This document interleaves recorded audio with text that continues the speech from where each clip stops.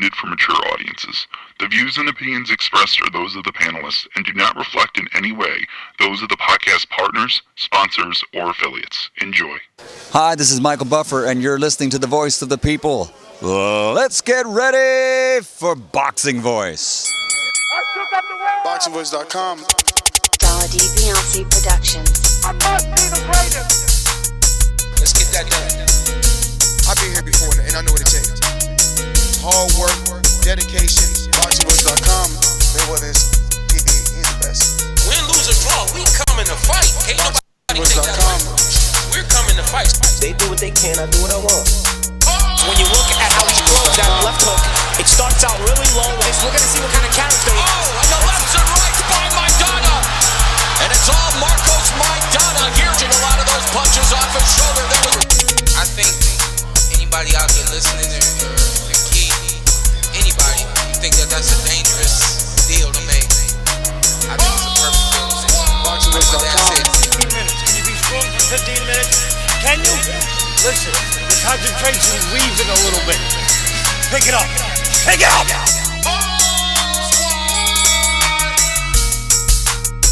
Some things about we got to deal with his body shots. I don't think you want to be that close to us. He's talking about letting the left hook go, then you won't take the left hook. Let's get that done. Look, the fire's coming. Are you ready for the fire? Look, we're firemen. Okay. We are firemen! The heat doesn't bother us. We live in the heat. We train in the heat. BoxingVoice.com. Let's get that done.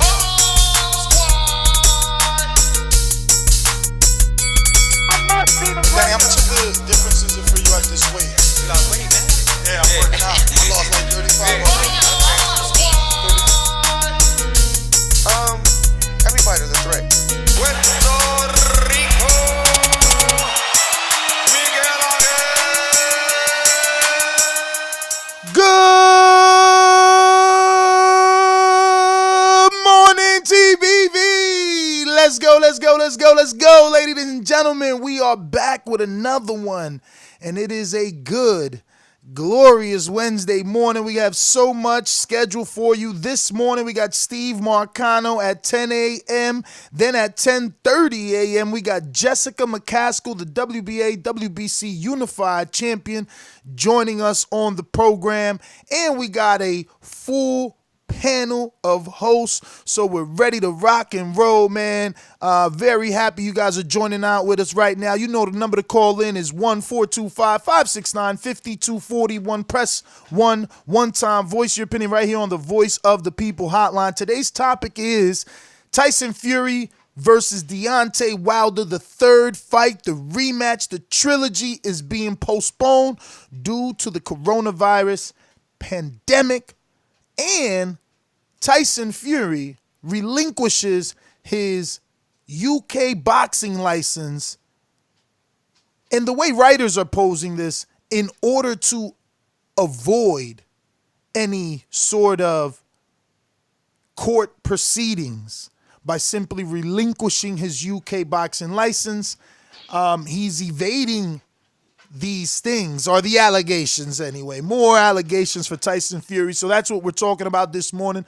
Double whammy topic. The big fight, the one we wanted, is being pushed back. They're talking fall. So this is what we're going to talk about. I'm going to head on out to our co-host, get this thing started. Once again, you know the number to call in, 1-425-569-5241. If you are a $15 level patron, well, then you can join us on Skype right now, and actually every single show we do. Let me head on out to New Jersey's own. What's up, man? Yeah, I just want to say I saw the fight too. Stay focused, stay working my jab, and use my fundamentals. As you say, right? Boxing voice. Because if he comes to fight, then I'm going to have to look for him. I saw the fight too. I think you're accurate. Yes, good morning, ladies and gentlemen. What a TBV enjoyable day to be on and talk, right? More boxing, and Tyson Fury made the headlines. So let's get into it. And don't forget, ladies and gentlemen, remember, if you are not a $15 Patreon, you can always dial that number for free, 425-569-5241. We are open to the public. Join us. It's me, Mario. What is up? What is up, man? Y'all's energy levels always get me up, but man, this sucks. I'm not gonna lie, I'm still a little bummed. This whole thing is just crazy. I mean, I just seen about like 10 minutes ago that Prince Charles has coronavirus. Like, if that dude could get it, like anybody can get it. You know what I'm saying? Prince like, Charles, like the fighter? Huh? Nah. Prince Charles from like Prince Charles, like the UK, about to be king. Prince Charles. I thought you was talking about Prince Charles. I walk the earth like a god, Martin. That's who I thought you meant. I mean, it's a boxing show, right, Enrique? I'm thinking he talking about Prince Charles, the boxer. Well, I like to use my intro as just like, talk about whatever real quick. And man, that's crazy, dude. Like, this is like the Adrian Broner disease. You know what I'm saying? Anybody can get it. And yeah, bro, that's crazy. And now the fight's gotten postponed, which, I'm not even that bummed because I knew it was going to happen.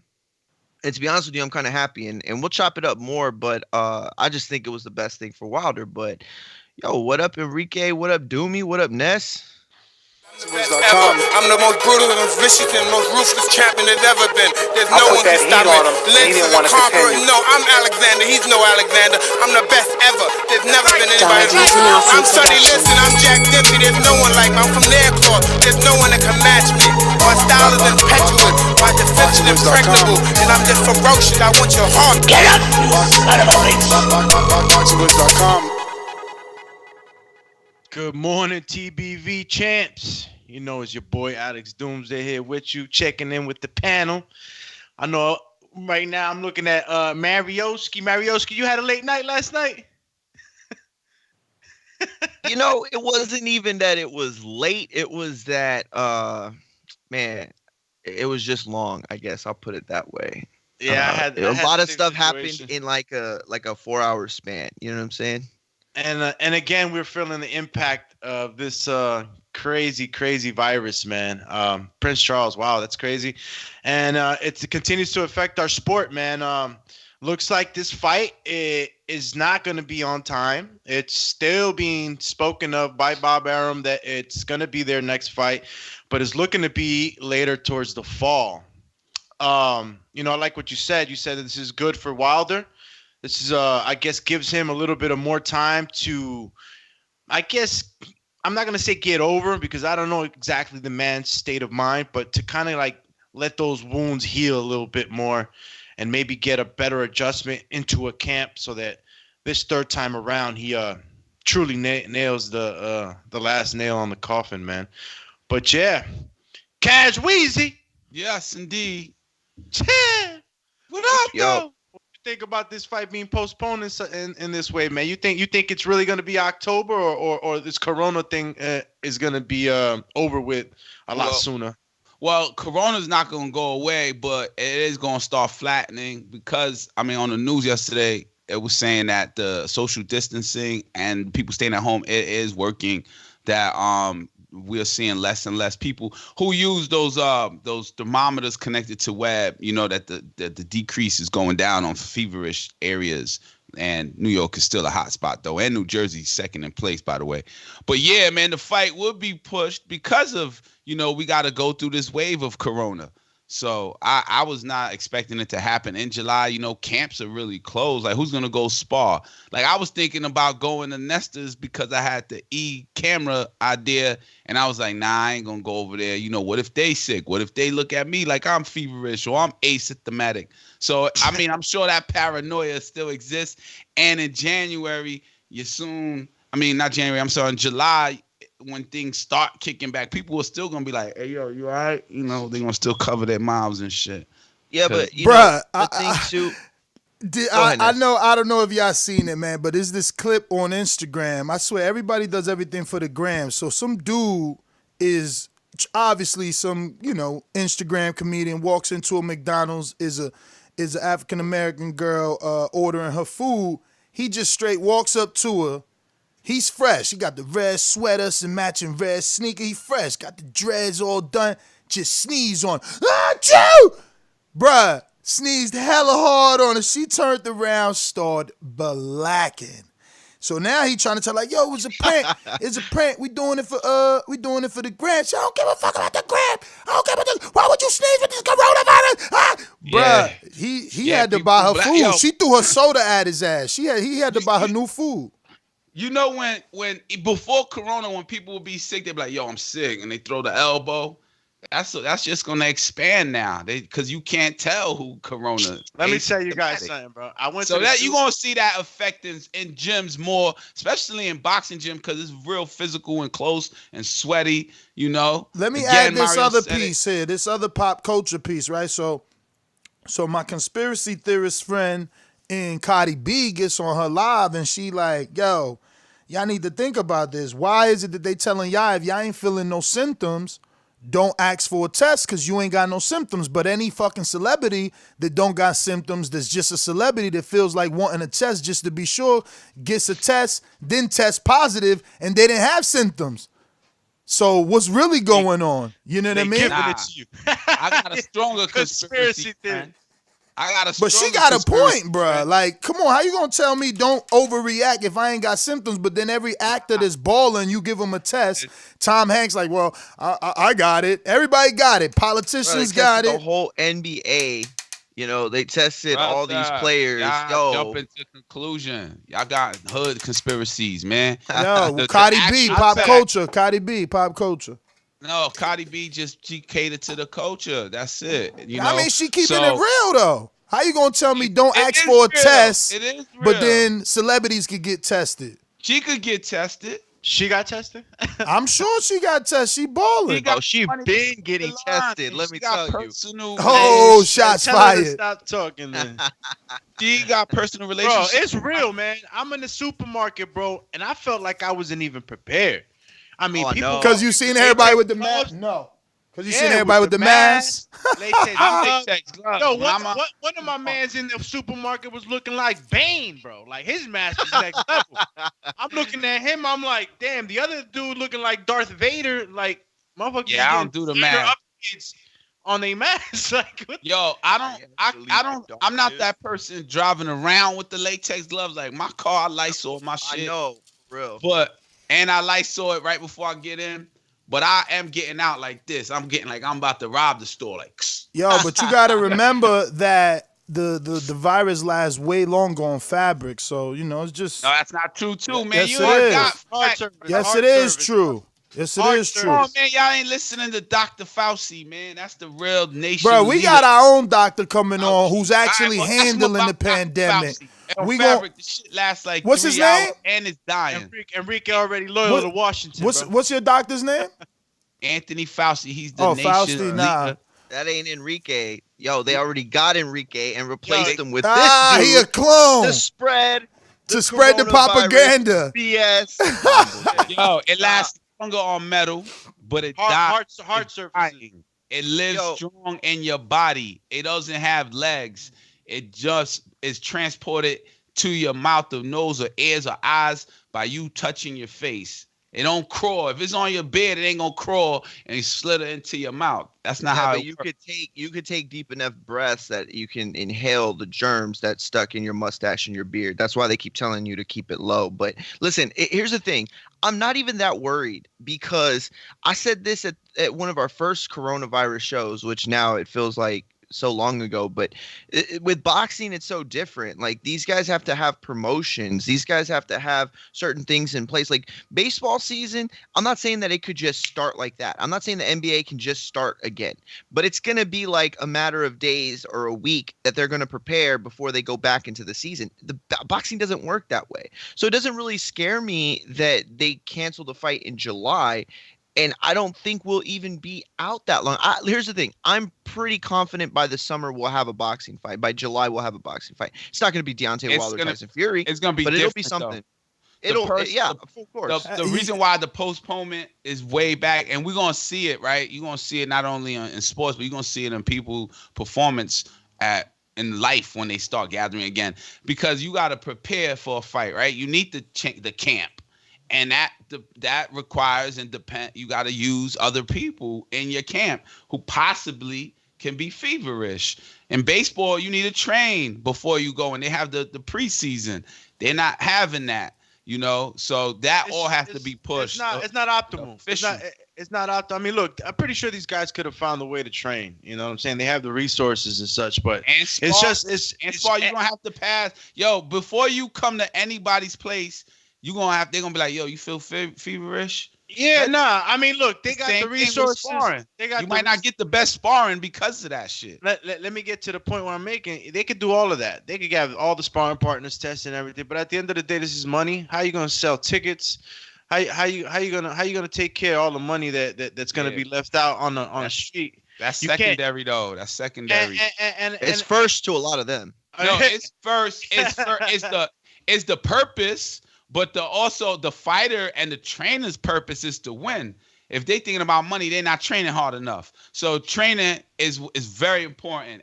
But it's not up to them. It's not up to them that this fight got postponed. They didn't postpone it. Wilder wasn't sitting there like, oh man. Neither was it up to the promoter. It was up to the governor. Listen, at the end of the day, it wasn't even up to the governor. It's not like anybody made this fight.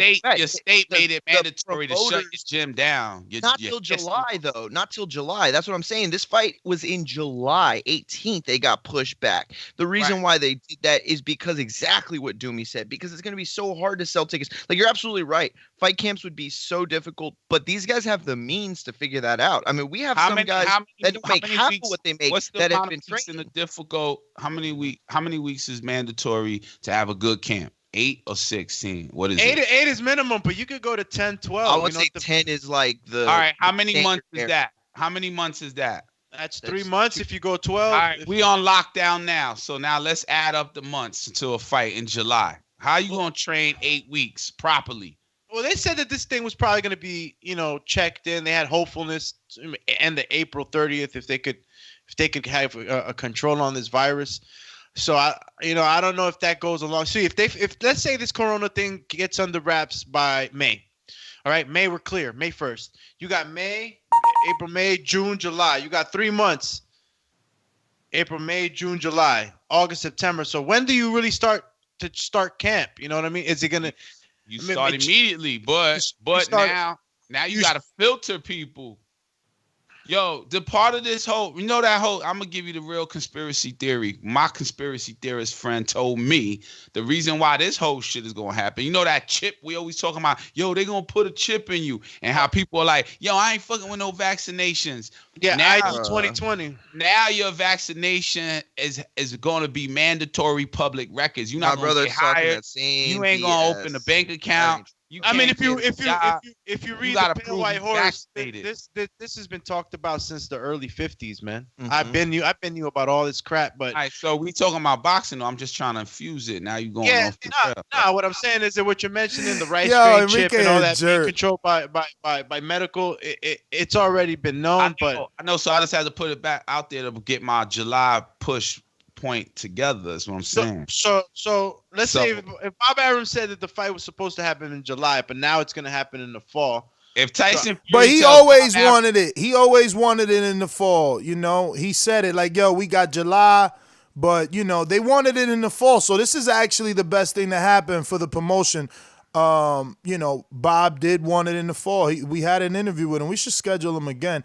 Speaking of scheduling, we got Robert Garcia and Abner Mares on Friday. It's a late night, so, not everybody has to be here, but it's going to be what day is that? That's going to be Friday. At 7:30 and 8 o'clock, those two interviews. So, it could be. Well, you got to remember, quick. Times is different, so everybody is going to be here wolfed out and all. Yeah, I'm already woofing. Something cray. Yeah, so I think a shit can't officially happen without, people securing that they not, caught up. It takes 2 weeks for that shit to wave through you. But if you don't have it now, it's possible you might have it in July, and then you might have to wait 2 weeks. How many times you heard of fights being postponed or trainers saying I still train through flu? You know what I mean? Come on, that shit is and some of them are training, man. We asking these questions every day. Some of them still training. But they're not getting official. They saying I'm just keeping my weight at point. Yeah. Yeah. They're not going all out. They're not in it. They might be hitting pads and shit, but they're not sparring. Yeah, it's just there's no fights. There's no fights. Yeah, it's unnecessary to spar right now. No, it's also cautious. Like people ain't I'm taking Nesta himself, he said it. So he's a mindset of his own. And then they got the other people that's like, fuck that virus ain't for me. I'm out there. They out there. Nesta like, I ain't going into my barbershop. He says his barber's like, fuck that, I'm cutting. So if if he's a champion? Let me bring it back to boxing though, because we gonna throw it out to the fall, like Bob Arum is saying. It is fall, officially. So, do we expect Wilder Fury to challenge Canelo for Mexican Independence Day, or are they going in October and making up their own date? I think they go in October and make up their own date, because here's the thing: there's no reason to challenge Canelo. With the way things are, there are going to only be so many dates. It's going to be reserved for the top of the food chain, and that's Wilder, that's Joshua, that's Canelo, that's Fury. That's the top of the food chain, and there are plenty of dates left for the top 1% of boxing. You know, everybody else is going to have to fall in line, and a lot of people are going to get pushed back to next year. A lot of fighters are going to get pushed back to next year. However, late December. Exactly, or late December. So if you look at it in that kind of time frame, I don't think they would. There's no reason to. It would be dumb. But honestly, I think the heavyweights would be favored to get the most views. I was going to say it'll hurt us more if they do it both and challenge them, because even if they do it the same exact date, they never happen simultaneously. You know what I mean? And then you want to see it, I want to see it. We buying both. You know what I mean? I think we're gonna, once this Corona thing passes, I think we're gonna see a huge influx of fights as soon as this thing's over. I know that promoters and everybody's gonna try to make up for what they're losing, because this is a business. So don't be surprised if we get jam packed, with boxing when this thing blows over, because so many fights are being postponed, so much money's being held up, that I believe that when this thing clears up, man, we're just going to get a lot of boxing. I mean, I know that scheduling is going to be a little bit of an issue. Obviously, promotions don't want to step on each other's feet and dates and such not. But I think we're going to have a jam-packed rest of the year, man, God willingly. I was going to ask, like that's obvious that it's going to all spill back out, but it is going to probably spread because there's only so much you could do in boxing, So it is going to spread into next year, I think. When we have that downtime in February, that shit is going to be, that's where it's going to pick back up. We almost never saw boxing in December. We saw it this year between holidays, right? We saw actual fights. Gavante fought Gamboa between New Year's and Christmas and New Year's. So AJ. I think AJ. I think we're going to see a lot more of that this year. Huge. I'm sorry. I was just going to say, so when they first were doing this fight, they spoke about Big Baby being on the undercard. Now, obviously, it came out Big Baby's blaming Dimitri Salita for not being able to make the undercard. Wilder Fury, obviously, for the third fight, he will be available, and he's already top ranked fully. So he could possibly land on the undercard like the original plans. Would you like to see him there? Do you expect it? Yeah, I would love to see Big Baby return. He's a hot topic, against AJ or the whole Dazn. He possibly a Fury opponent, possibly an Andy Ruiz opponent. Yeah, we want to see him go to work, right? I do. I want to see the return. Yeah. I'm ready to see, how's he look? Is he still the same? I'm ready for that. I think it would be easier to get him on based on the fact that there isn't going to be a ton of dates out there. Again, when I say that there's going to be dates for everybody, I mean the top 1%. I'm talking about like 7 people, 8 people. But there's undercard. There's an undercard. Yeah, and there's undercards there for them, and they could land on that, and that would be great. But I think it's definitely possible too. I mean, we got to remember, one of the reasons why they're pushing it back to the fall, it's not about panic. It's about the fact that, Tyson Fury brings so many fans from the UK. And if there's a ban on flying, if there's a border ban, they're not going to make it. You know what I mean? And so we could be cleared up by the summer. I mean, not cleared up, but the curve could be flattened enough for us to have events. But that doesn't mean that we're going to start letting people flying everywhere and whatnot. So, Yeah, that's another fact. Another fact is that the curve is bending like in certain areas. Areas are learning from areas, just like countries are learning from countries and continents and stuff like that. So UK may still be shut down. You know what I mean? Yeah. Speaking of bans, Tyson Fury did escape a UK ban by relinquishing that UK license. Yeah. So what's going on but with that? I'm not even like to me it's not the, I guess, headline that it's portraying to be. For me, it's okay that he did that because he did it before the first Wilder fight. So he just never had intentions due to his contract with Top Rank. Top Rank has him contracted to only fight in the U.S. So what do you need that license for? It's just the truth. Right. But at one point, he's going to have to, maybe he's going to retire before he even has to fight. So to me, in the UK, so to me, that's an official chess move right there. So you kind of got to applaud him for that. Yeah, he still won. But then if you look at it on the other side of it, the dirtiness is still like, scratch your head. It's suspicious. It's a suspicious thing now with everything going on around him. If none of this controversy was going on around his win and Glovegate and whatnot, I would agree with Ness. He did it before. Who needs that? But now it almost seems like pre-planned, and for all the conspiracy heads out there, like he knew what was going on. He knew how to protect himself. It's like he had a lawyer, good lawyer team telling him exactly what to do. But, that just falls into more conspiracy theories. So I can't really put my heart and soul into that. But, he avoided it nonetheless. He avoided the ban.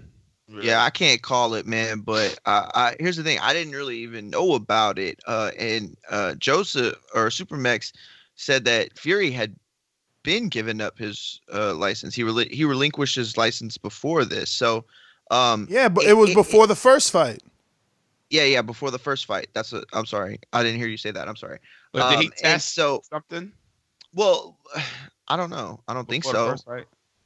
No, he didn't test for anything. I think that this is just another headline that falls into a bunch of headlines that you could gather up. And this is how conspiracies work, right? Like you take pieces of things that are true to make a false narrative. And that's what's going on, I think. I mean, you get the meat and the farmer and the glove and all of this stuff that's just being taken from different places that is somewhat true or semi-true or not false enough to be called a lie, and then brought together to paint this false narrative that this man is whatever you want him to be. What everybody wants him to be is the person that lost to Deontay Wilder in the second fight. That's what everybody really wants him to be. But if they can't have that, which they can't because he didn't, they want him to be a cheater. So I don't buy any of this stuff anymore. I feel like all of this is you're hilarious, bro. These stances you take, like you're saying that this is the world trying to smear his name. None of this could be true. This is that's what you're saying, because it's not this. Listen, it's not this. How is it a small group when it's globally? It's articles from every part of the world. It's articles from every part of the world. It's not just in America. It's not just in the UK. It's every part of the world reporting this. But you're trying to make it out to be this group of Wilder fans that have made this smear campaign. Conspiracy theorists. But my thing is this, right? You got charges pressed against you, right? You got charges against you, and now you figured out how to avoid it. So what are you hiding? But he didn't figure it out. He dropped his license before the first Wilder fight. That's called figured out. He's like, I don't have to do that. I would just fight in the U.S. I'm not. Bro, I just signed a $100 million contract with a U.S. promoter. That's not no figure it out. That's not no conspiracy. That's just the word figured out another way. What I'm saying is, you still don't have to face the UK anti-doping. You don't have to face Technically, you don't. But what I'm trying to make clear is that this, to me anyway, in my opinion, is not some elaborate plan where he premeditated. He had this plan way before the first Wilder fight to drop his license because sometime in the near future, he was going to have to suffer some sort of UK investigation. It's just insane. It's just insane to me. Right? Clarify the trail. Why did he have to face them before the first fight?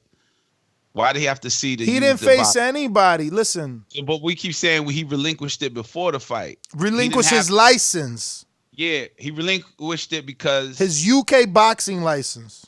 Right, but because what? Why? Why did he relinquish? I mean, let me see if this article is specific. It said it's been reported that the WBC Let me read it. Let me read it. No, bro, his case was closed. So then I got a different story. His case was closed. I'm picking up pieces, man. No. I get what Enrique's saying. Enrique is actually right there, but he's just okay. So this is what the narrative is. The narrative is that he relinquished his license. I read the article. It reads really like terrible for Fury, and it makes it seem like he relinquished his license so he wouldn't have to face UCAD for the things that the farmer brought up. But the fact is that he relinquished his license way before the first fight, or actually just before the first fight. So that's not why he did it. He didn't do it to escape these charges or to escape this scrutiny or to escape the farmer. You know what I'm saying? Well, your opinion is that, That's my opinion. I'm sorry. Yes, you're absolutely right. That's I agree with your opinion. You know what I mean? I don't think he was that elaborate and had this premeditated plan to fucking think into the future. So then you're right. It's about him just not having a license. Why are we going to say he relinquished it? Well, to avoid them, because he don't have a license. That's journalism. That's journalism, right? Look, this is the article. Tyson Fury is likely to escape punishment. I'm using air quotes from UK anti-doping should a case against him be reopened. And the reason that we're reporting is because other people are going to take this and try to dirty his name. I think we got our first guest. Hold on.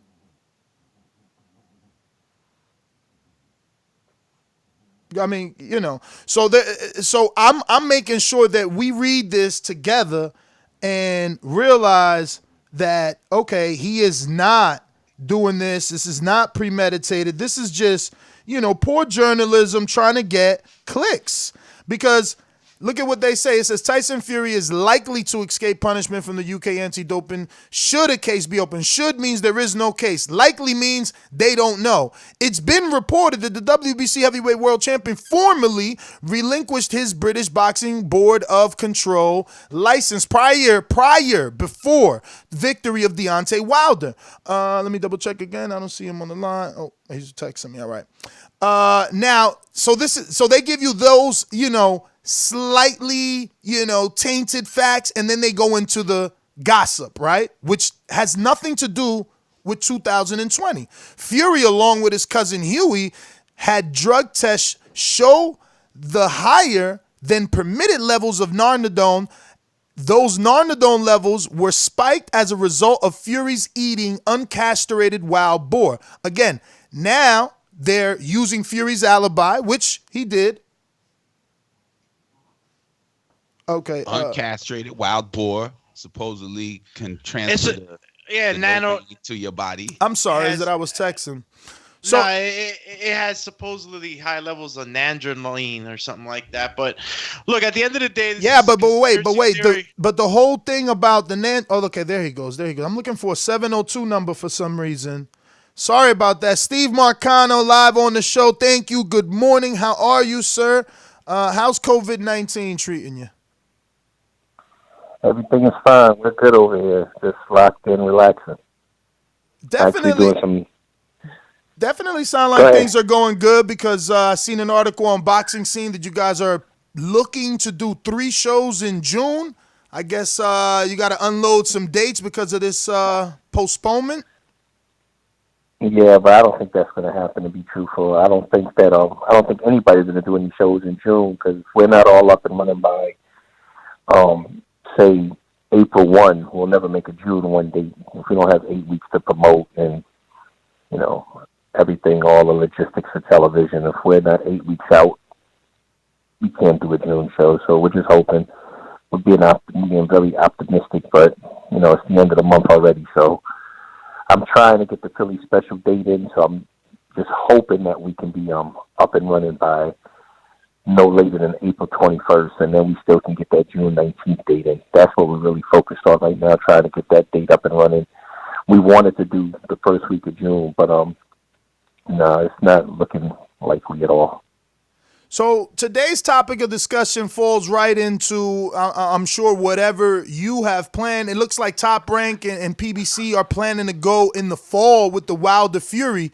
Are you expecting boxing to be out of business that long? Yeah, I'm thinking that, for us, if we're not back at End of the Mountain Gods in July, we're going to scrap. If we're not back up in third quarter, I'm not even trying to come back in fourth quarter because, like you said, between the Tyson Fury-Deontay Wilder, I'm hearing Canelo supposed to fight in that same time frame. I'm hearing Bud Crawford may be coming back in that time frame. So I know between PBC and Top Rank and everyone else in between Golden Boy, I know that their fourth quarter is going to be really, really heavy with all the super marquee fighters in the sport.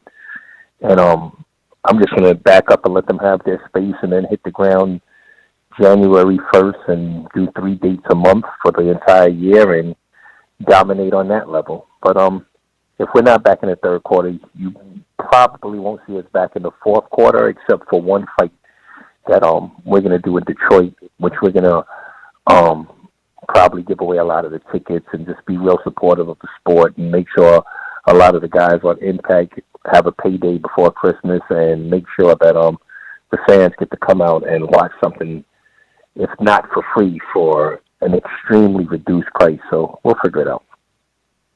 I'm sorry, Steve, real quick. Let me clarify this. This is Mario Munguia, by the way. You said 3 dates per month in January, or you said 3 dates per year?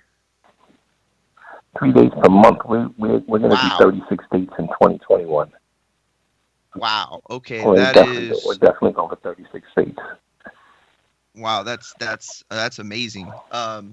Real quick, back to the first. The sport, I'm sorry. Go ahead. It's what the sport needs. It's what the sport needs. Since USA Boxing, there's Tuesday night fights. There's been nothing like that. There's something that these young guys who are 7-0 and 10-0, and you can run them 8 fights in a year.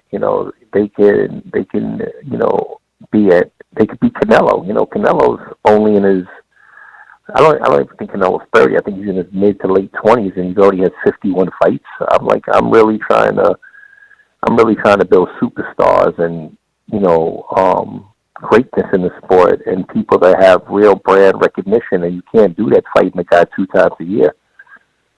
Not in the beginning stages of his career. When he becomes a superstar, you can fight him 2 times a year because he has the basis, and the appeal for the crowd, and people are going to come out. But you can't build a guy fighting a guy 2 times a year. So we're going to do 36 fights next year, and we're going to sign 15 in-house fighters, and then every other fighter will do a deal with a promoter, and we'll make some things happen for some of these young, great talents in the sport, and we'll do what we need to do to try to do our best to get the B+ and A- fighters back on track. Now, So I know you're a longtime fighters. fan. Oh, I'm sorry. Go ahead. Go ahead. No, go ahead. No, I know you're a longtime fan of the sport. I know that you have had these ambitions for a long time, but I'm very curious because I hear what you're saying, and I've been a long time watcher of the sport. So I hear what you're saying, and I know that those are the things that we need. Where did you construct this game plan? How long did it take you to figure out that this is what it would take for boxing on American soil to get back to where it needed? And how did this strategy come about? I guess let me ask that. Well, when we were doing Knockout on Nuvo, and that's owned by Fuse, I went to the president of Fuse, and they were kind enough to give us 2 seasons of the show, but they were only giving us 2 live events a year, and it didn't work out at all because while the TV show was rating well, we weren't able really to do anything for the fighters, and I started seeing people drop out the sport. I started seeing young fighters just get discouraged and not even want to fight because I couldn't fight them. I didn't have enough TV time. So then we came back around, and we had a really, really good deal in place with Craig Giller and Grupo Salinas at Azteca, and we were going to do, one fight a month, which was enough at the point. You know what I'm saying? 12 fights a year, we're good. We can move fighters, and we can really build out a major reality platform as far as a TV show where we can keep things going. And we got off to an incredible start, and we sold out the Westgate in Vegas, and Hector Camacho Jr. was on that card, Ron Johnson, and, the show actually was extremely profitable, and everything was going right. And then Grupo Salinas decided to sell Azteca.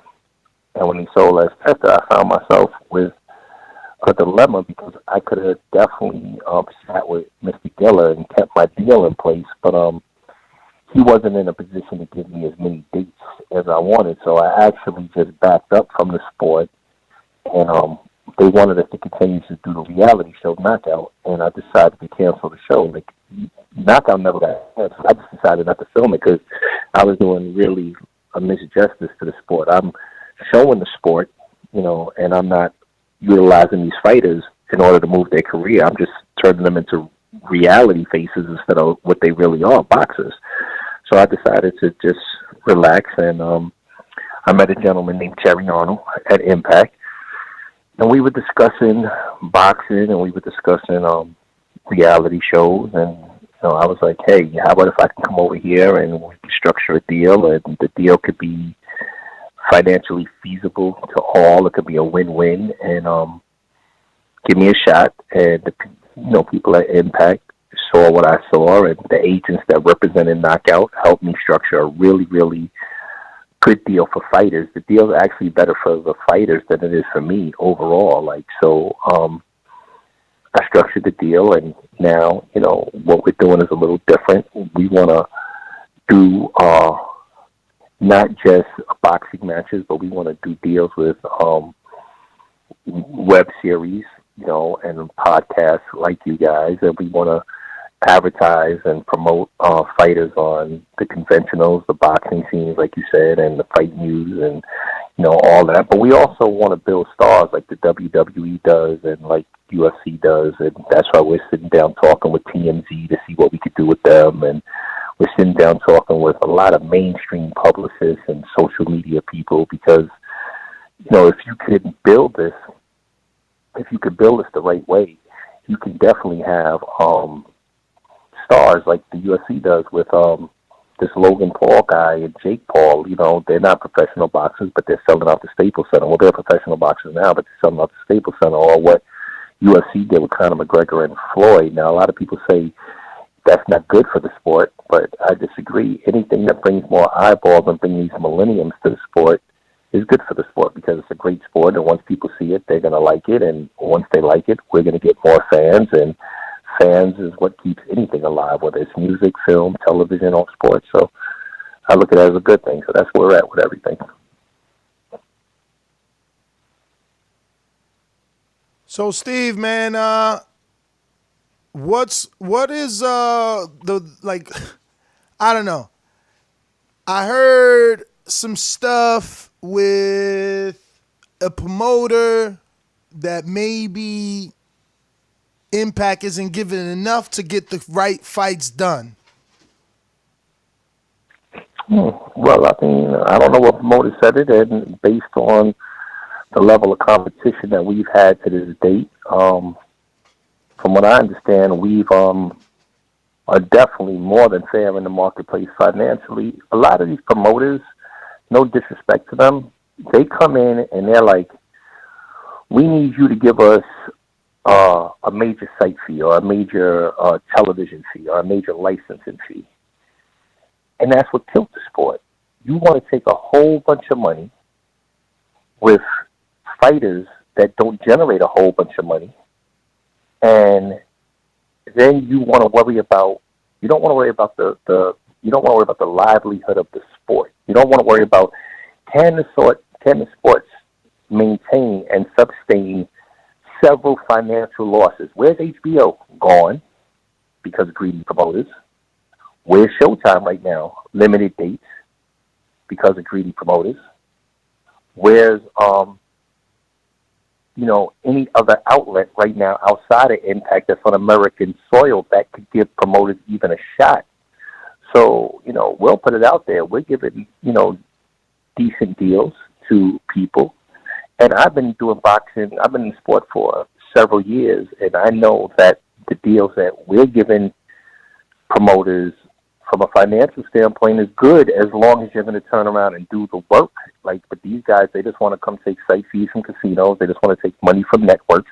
And they don't want to put the fight in, and they don't want to put the work in. And then on top of it, they don't want to go in their own pocket. So don't be mad at us if you're not in a financial position to truly be a promoter. Promoter, I don't own. When I give outside promoters a shot, we're not like Showtime and HBO. I don't lock your fighter into a long-term contract. I don't own your fighter. I have no stake in your fighter. I give you a platform to showcase your fighter, and you can go to Dazn or Showtime tomorrow and go make $3, $4, $5, $10, $20 million if you're lucky enough to have like an Andy Ruiz or somebody. And we don't get anything out of that. So for the promoter, whatever promoter said that, I guarantee you, he's still calling. He's still on my line, and he just, for whatever apparent reason, is not in a financial position himself to truly be a promoter. He wants to be a producer, and it's different than a promoter. A promoter builds his own stable of fighters, pays for his cards, rents venues, takes care of his fighters, and they build out, what boxing used to be. Producers are guys who go to TV networks and buildings for money and say, please give me money so I could put all this together and I could reap the rewards and still pay a limited amount of money to the fighters. And that's not what we do here. Well, I'm not building someone else's business when I can just basically do what promoters, as they call themselves, are making networks do. I could just stay in boxing myself and just hire an in-house promoter, pay them, X amount of money per year on salary, and just have the network control everything, because we're going to control it where the sport survives, not where someone gets rich. Promoters have already milked so many of the TV networks, and my best advice to anybody who's dealing with us over here, that's not what we're here for. We're here to build the fights, and we're here to build the fighters. We're not here to make one individual. I'm not here to carry someone's business. I'm not here to do that. I'm not funding another man's business. I'll help you. I'll get you TV dates. Go out there and do what I did when we were over at Wealth. Go sell your advertisement. Go sell your ring mat. Go get your advertisers. Go get your sponsors. Go make I give you worldwide. I only keep North America. Go sell your international feeds. Go build a business. Don't come with your hand out thinking that Impact's the place to be, because it's not. So let me get this clear. You're not giving them nothing. You just offer them television time, and then you give them No. I never and then said y'all that. split advertisement? No, I didn't say that. No. Yeah, I'll give you the prime example. Where I'm paying, and I'm not going to say no one's deal on an open line, but what we're doing is this. Okay, say if you were at ESPN prior to the Bob Arum deal, ESPN gave you $62,500 to cover your promotion. All I can say is, at Impact, if we like your deal, your promotion is completely covered. I'll take all of that. I'll pay every dollar of it. I'll pay your ring walks. I'll pay your lights, your pyro, your camera crew. I'll pay your advertisement. I'll pay all of it. I'll buy you 100 commercials on other platforms. I'll do all of that. But you still got to go out and be a promoter. You still got to go out there and sell your own ring mat. You still got to sell your own situation. So every deal at Impact is different. But there so you're not paying the deals that fighters. people offer. You're not paying the fighters then? No. I pay Impact fighters. I'm just like any other network. No networks give you a licensing fee. I'll give someone a licensing fee, but I don't own those fighters. So no, I'm not paying the fighters. No, I'm not doing that. I mean, if they're signed to Impact, yeah, we pay them. When we did our fight prior to all this ending, we have 2 more Impact fights were on the books. Those fighters were all paid by Impact directly. If you're not signed to, like, if you got a fighter and you bring me your fighter and he's not signed to me and he's signed to you, I pay him 3-4 fights and then he leaves and goes to the zone. What sense does that make for me as a businessman? You playing some hardball out here, I see. Nah, what we're playing is keep the sport alive out here. We're making sure that if I don't need to license other people's content. Remember one thing. Remember, I used to work for Vince McMahon. I used to work for Don King. I used to work for the majority of the promoters out here. I brokered the Mike Tyson IMP deal when they started Iron Mike Promotion. I also brokered years ago deals with, which people don't know, through Enraged Sports Management. I think it's 15 years ago, a Floyd Mayweather deal prior to Floyd being signed to Heyman. And you know what I do like about Heyman? Even though people say he spent too much and he did this and he did that, Heyman came in and was a real promoter. He found his money. We're giving him much better deals than when Heyman started. Heyman went out there and he bought his television time. And he paid his fighters. And he built PBC to be the most dominant force. He didn't go to anybody with his hand out.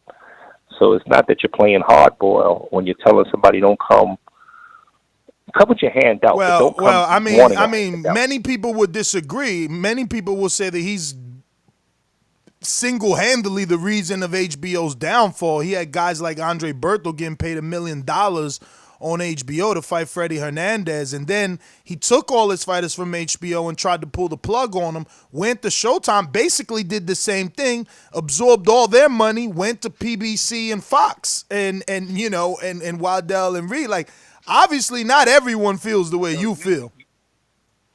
So you just answered my question. He built the business, then he went and absorbed the money from HBO and absorbed the money from Showtime. So that means networks have a budget, just like we have a budget. And I will disclose it. We have a 7-figure budget over at Impact. So do you want me just to spend the money frivolously and give it away to people that don't have great shows, that are trying to build fighters, and then I end up in the same boat as HBO and Showtime, and then I destroy the sport, because then all you have is DAZN and ESPN. And if ESPN ever decides to pull the plug, then all you have really is DAZN, because PBC's locked up Fox. So if all you have is DAZN, guess what the problem is now? You don't have any U.S. boxing entity. You have an international, worldwide boxing entity where you can't even sell your rights in other foreign markets. So when you actually look at it, the way we are doing business, we're doing business to maintain the business, sustain the business, and to make sure the business survives. So you just answered your own question. Why do we do what we do? Because people come in, they take all the money out the networks, out the budgets, and then they have their fighters. And when they leave with their fighters, guess what? The network has nothing. If the network has nothing and the network's broke, the sport has no platform. The sport has no platform. There's no way to fight new fighters. And eventually it's like not being able to grow a child. When you're 1-0, you're an infant in the stage. When you're 20-0, you're a grown adult. If you can't grow the sport any longer, what happens to the sport? The sport goes out of business. But if you look at all the is there a business in a 1-0 fighter? Like, how much views are you getting in a 1-0 fighter? How many peoples are buying ad spots for a 1-0 fighter? Or for a show that has a couple of 1-0 fighters? You're right. There is no business in the 1-0 fighter. But what about the 7-0 fighter that turns out to be Lomachenko? Or what about? Yeah, but Lomachenko started. He doesn't turn out. This guy's a 2-time Olympian, and he was signed with a big promoter from the door. He didn't turn out. He came out the door like that. You ain't gonna find a 7-0 fighter that's Lomachenko like dominant in the rough. That don't happen. There's too many vultures but what about in like this a business. Ruslan Provodnikov? That's what he's talking about. He's talking about a guy like Provodnikov who didn't have any major backing, who ended up being, What you mean? Provodnikov had HBO. Not at the beginning. Yo, you need to go back and check that. He had a few. He had 2 fights maybe on ESPN where one he lost, and everyone acts like they forgot that Mauricio Herrera beat the shit out of him on ESPN Friday Night Fights. HBO liked what they saw in terms of come forward action fighter, picked him up off a loss, and he graduated to new HBO. That's how it But went. let me ask you a question. Let me ask you a question. I'm gonna ask you a really serious question. If you don't take the 1-0 fighters and the 3-0 fighters and the 7-0 fighters, I have a whole bunch of fighters. I got a 21-0 guy right now. I got a 17-0. I got a 7-0 with 7 knockouts. Even with those guys, no one knows their name. No one knows half the champions' names in the sports. If you ask the average American citizen who's the champ, you know what they're going to tell you? Floyd Mayweather. So, with the way that we're doing it now with TMZ's help and with the real media and social media broadcasts, and we're really promoting fighters the same way Vince McMahon or UFC does, you got to remember something. We're the only sport until you're 25-0, you're not considered, or 20-0, or you're not even considered as being a top 10 or top 15 fighter in the world. So let's look at this obviously. Conor McGregor never had a fight in the world in boxing. He is one of the richest boxers in history. Boxers, no matter whether you say he's a boxer or not. When you look at financial status, 40 years from now, when all of us are dead, somebody's going to say, well, who was this guy McGregor in 2017 that made almost $75 million? He must have been a good boxer. So star power is what drives the sport now, and that's what these promoters are lacking, realizing that star power, if you look at Logan Paul versus KSI, Devin Haney's an incredible fighter. He's an incredible champion. He is going to be a superstar in the sport for quite some time. But guess what? He opened up for them because the star power, and that's what we get at Impact. We understand stars pack the seats. If you look at the WWE, the best promoter in the world is... Stars cause money. No, that's not true. I can build stars with... Look, every fight we ever did, I don't know if you did the research on Knockout. When we did Miami, 4,500 seats, we did all types of local promotions with radio stations, and we did all types of Clear Channel and iHeart Radio cross promotions. Guess what? Sellout. People came to the seat. It wasn't a boxing event. It was just an event. We had a barbecue, and we had a DJ, and we had the local DJs and the local. Yeah, but Knockout had big names. Knockout had Floyd Mayweather Sr. I still got those big names, though. I still got Roy Jones, Floyd Mayweather Sr. I still have all of that because they got paid well. They stayed on. We were there for years. And you're right. And that's what we're doing now. We're utilizing the super big names to promote Impact. We have a whole weekend when we do our Detroit show. I'm doing something that promoters don't do for past champions. I am making sure that the majority of past champions are either employed as commentators, trainers. Even if you have a trainer, I have training experts, like, people on the network. I'm not going to say any names. We hired them to assess other fighters. So I'm utilizing the past and present and future names. And what you said, you had a lot of insight into how I think. I've already lined in 2 major superstar promoters, companies with gigantic names and millions of social media followers, and their deals are 90% done at Impact. So you're right. We're going to utilize star powers, and stars do cost. But as you know, everything we built was built on knowing that. Now that we understand that, and now I have done it for 4 years in a row and sold out 4 major events, I know what it takes to do it. And what it takes to do it is exactly what you said, spending the money in the right places for the right names, for the right events in order to do it. And we figured out a way to do that 36 times in 2021. We figured out the financial aspect on how to do it. We figured out how to spend. How many fighters per show? Average. 6 fights per show. 6 to 7. 7 tops.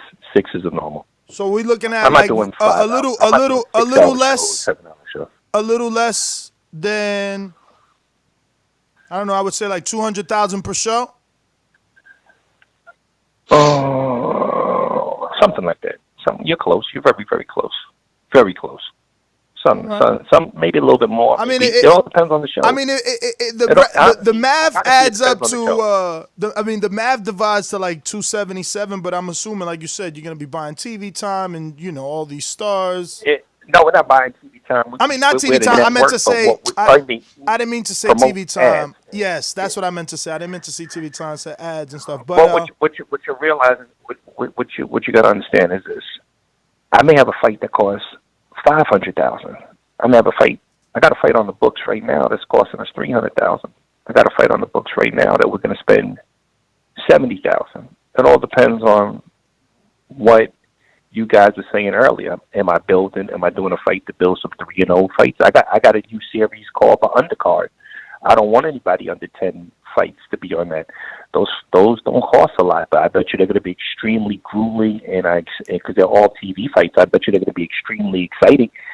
So it all depends on, it all depends on the size of the venue. It all depends on the gamble. It all depends on who's the headliner. It all depends on, you don't get a guy like Austin Trout to fight for too cheap. Like, he's really a great fighter, and he's a champion, and he's a former champion, and he was with Al and them, and he still has a great relationship. So, he was making very, very good money at PBC. So, he's not going to come over here and say, hey, fight me for a penny. He's going to come over and say he's extremely fair with Impact, and he's extremely knowledgeable, of where the sport is financially right now. But I'll put it like this: like I said, I don't discuss anyone's deal, but he definitely doesn't have a 5-figure deal over here. He has a 6-figure deal over here. So it all depends on whose deal and who they are and what they do and how I feel about it. And more so than that, are they marketable for television? Are they marketable for commercials? Are they marketable to really increase not just themselves but the sport? And if they're not marketable, they don't want to.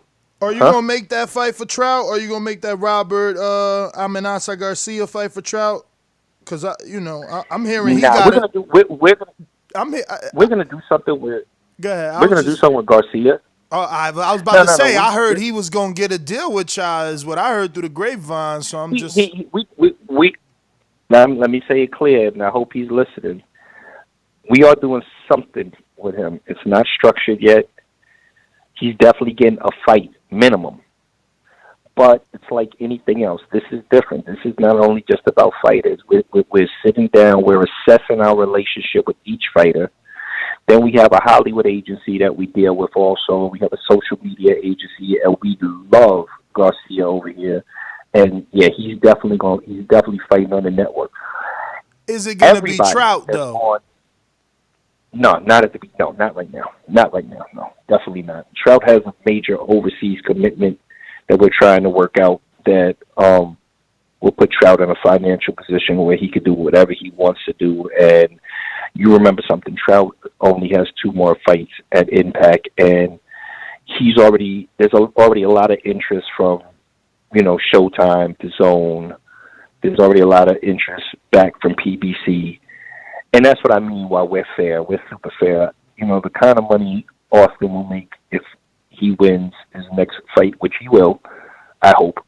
And if he wins this next fight, the kind of money that these other networks and promoters are offering him, I can't. So, at that point, it will be his decision whether he stays at Impact or whether he goes. We have conversations all the time. He says he's staying. But I'm here for the well-being of him and his family. You got to understand something.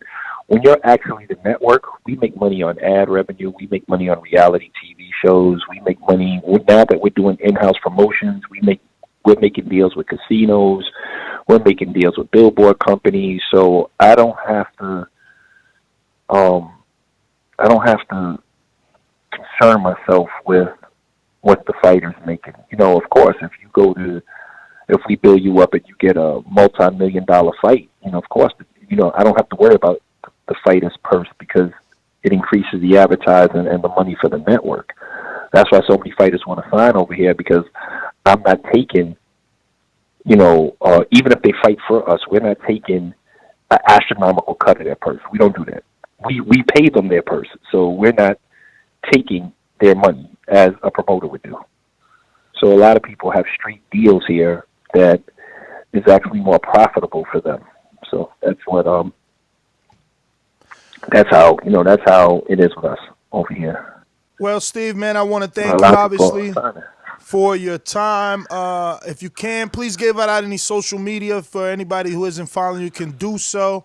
And we're going to continue to get you on more regularly, man, as this COVID-19 progresses, just to see where you and Impact Network are with releasing some fights to our audience, man, because everyone is starving for boxing content right now.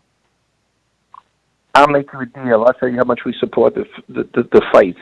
If no one is up by if no one has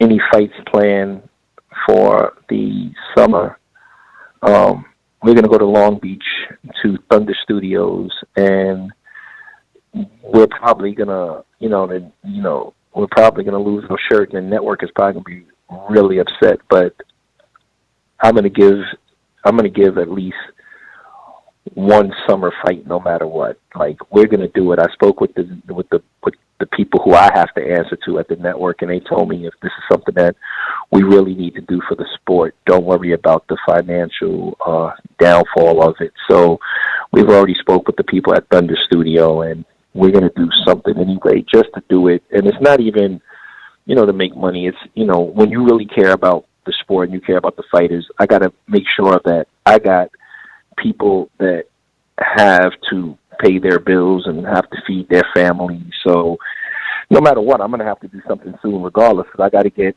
the core guys that have been with Impact from day one. I got to make sure that they get paid. So I got to do something soon. So I don't know what I'm doing in about a month, but trust me, we're doing something soon, because I can't let the guys who deal with Impact stay home and not do anything. So the only issue is I'm just concerned with I can't have a crowd, and I don't think I can have more than 50 people in the building. So even at 12 fights with trainers and with commissions and with referees, I'm trying to figure out how can I do this. What I may have to do is fight someone, actually have them leave the building, which becomes a logistics nightmare, then fight someone else, actually have them leave the building, and then fight someone else. So it would be an all-day television production, but that's something we're looking at right now, too. Well, all right, champ, man. Like I said, can't wait to get you back on as time goes by to see what's on the docket for us boxing fans. But want to thank you once again. If you want to give out any social media, please do so. Oh, sure. Please. It's ITS Steven, STEVEN, Marcano, MARCANO. That's Instagram, and that's where you can find us. And thank you, man. We're always supportive of what you're doing, and thank you for keeping the sport alive also. You guys are great, and we greatly appreciate the opportunity to always speak with you. Appreciate it, Steve, man. Thank you again. There you have it, ladies and gentlemen. Impact Network executive Steve Marcano. Really can't wait. After the big show with Austin Trout, everything's been halted because of this COVID-19, but really can't wait. He's got a lot of plans, and I'm excited to see those unfold and see what happens. Very honest and candid dude. I didn't think he was gonna go into my little. I had both those little tips. I got two little tips, as they like to say. Sources told me Roberto Garcia was gonna get a fight, and he confirmed. And sources told me, he wasn't being as generous with the money as other networks, which is smart of him, to be honest with you, man. I mean, listen, these dudes go in here, and by dudes, I mean promoters, they go in here and they bleed the network dry. You know what I mean? Like, look at Showtime, they don't have any money left. That's why last year looked the way that it looked, because they spent all that money on the Wilder Brazil. You know what I mean? So, look, you got to know what fights to pick. But we got Jessica McCaskill, unified champion, WBA, WBC, coming on in about 20 minutes, 10:30 a.m. And we're talking Wilder Fury. Pushed back, the third fight being pushed back due to the coronavirus pandemic. Fury also relinquishing his UK license. Our first guest, Steve Marcano, also telling us how his show's been pushed back. And really, that's been the topic of conversation for us for the last 7 days. No matter what boxing we talk about, COVID-19 is really predominant in the conversation. Yeah, definitely, it's dominant. But I'm not gonna lie, I'd be willing to have a complete show about Steve's idea to do a studio thing. Like, that would be crazy to see. Like, I watch wrestling and I've seen studio shows, and it's normal for wrestling. Like, I've seen it since the 80s. But to see it in a boxing venue, like, that would be crazy. But I mean, to at least get a fight in the summer and to know we're going to get a fight, he seems absolutely committed. I think the only thing that would hold him back is if there was some sort of mandate federally, for everybody to stay home. Then obviously only essential people that, deal in food and care and stuff like that would be able to get out. But, if that's not the case, then, I mean, that's something to look forward to. At least we're going to get, fight in the summer. That would be cool. That would be really cool, actually. But studios, clarify this for me, Mario, because I probably didn't understand it right. Studio setting meaning like fight happening in a studio setting and not like a stadium. Yeah, kind of like Contender, but not the show Contender, just the setup, the way they recorded Contender. That's probably what they're going to have to do to move forward. That's something that Eddie Hearn talked about as well. You know what I mean? I like that idea. They have to continue. It's like the show Fighter goes House on at UFC, right? Something like that. Yes. Kind of. Yeah. Pretty similar. Yes. The Ultimate Fighter. Yeah. I would. Shit, I haven't seen something like that since what Ness just mentioned, man. Since the tournament or whatnot. I wonder how much eyes. I mean, it was pretty successful. The one that Andre Ward was in. Is that the one we're talking about? I was the Contender is the one right? you're talking about. Yeah. The one that he's responsible for was the Knockout series, which I really liked. They produced some really funny moments, especially with Robert Garcia's father. And so, yeah, but it would be crazy. I tried to watch it. I really couldn't get into it that much. I recorded it. I remember it was because of the network, though. It was on like a network with an N, like New Vision or some weird stuff that it wasn't everywhere. I mean, Jennifer Lopez, I think, owns that. Yeah, well, now I'm assuming it's bigger than it was back then. Back then, it was very difficult to access. I had called my cable provider. I remember like yesterday, it was a West Coast only channel. Nah, but I'm very interested in that then. It's just, I guess, you know what? The ratings would depend on what type of characters you got, season 1, season 2, whatever. I mean, I'm pretty sure that the show can be successful. I don't know, man. I think he's too optimistic with these with these 1-0 and 7-0 fighters. I think he needs to have a sit down with us for real, because if Austin Trout did like 130, is what he said. You know what I mean? 130,000 views. I mean, but he's using the I like media outlets as a good forum to push these fighters, to build them up. Like, I was getting the overall focus of what he's trying to do, and he's definitely trying to build fighters from all angles. So, he's a network first. He was very educational, actually, for me. And the whole back and forth that you presented, I was thinking out. I didn't even want to say anything, question anything, because I immediately thought of Lomachenko, and then you said, "Oh, the Olympian background is what it is." Yeah, Lomachenko don't count. But pause on that. I never find a fighter through the Olympics. The only fighter I ever discovered directly from the Olympics was Shakur Stevenson and Clarissa Shields. That's it. And then I heard they went pro. And Devin Haney, I found him through social media. So to me, what was his name? Steven, right? Or Chris? Steven. He educated me by saying, yo, what he's about is creating star power. So he may get an Olympian, at some point. So, create a star. He could absolutely get an Olympian, because what's my man named Nico? He's an Olympian. You know what I mean? But now he's fighting in BKB or bare knuckle boxing, right? Because just because you're an Olympian don't mean you a star. Just because you went to the Olympics don't mean you gonna be motherfucking Lomachenko. That's just one case. He also mentioned he uses former legendary fighters and trainers. Yeah, he talking about legendary Roy Jones, and but that's what I'm saying. and Floyd he uses Mayweather. them to analyze fighters. So maybe Nico don't have it. Like, in the Olympics he had it. Okay, that one went over my head. So he uses them as an advisory role on the fighters. Okay, right, that's what he said. So I didn't. That one went over. I didn't hear it. Yeah, he said too. The one thing was that I picked up on was him hiring trainers to assess talent. Yeah, but that's Mayweather. He's talking about Floyd. He's got a relationship with Floyd Senior. Yeah, and that's what I was figuring it was because he was on the first knockout series and stuff. But that's a really interesting thing to me. That dynamic right there. I'd like to talk more about that with him. But I don't think that's a good thing, though. I don't think that's a good thing because now you got to fly Floyd out everywhere to see the fighter because Floyd ain't as educated as us. You think Floyd knows who the fuck Canelo Acosta is and Nico Hernandez? No. He's just a legendary trainer. You think he's educated on every article that comes out in boxing? Absolutely not. You're going to ask Floyd about... Bro, you can ask Floyd about Brandon Lee. Okay? Mark my words. I've interviewed him. You can ask Floyd about Brandon Lee. Who's that? But these are guys that are too late, though. You understand? Like, his job is going to be to figure out who Brandon Lee is before Brandon Lee is Brandon Lee. You get what I'm saying? And so what you're saying that he's going to call? So wait. To look at a fighter and say, but what, you know what, that guy's got. What are you saying? Want him on the network. He's going to produce exciting fights. So what are you saying that he's going to call Floyd Senior and Floyd Senior is going to Google Brandon Lee and do the research like we would do? No. What I'm saying is he's going to show up to the fights. He's going to watch this card, and he's going to say, that guy right there, let's say Enrique Church is fighting. Enrique Church. Bro, but that's a mistake.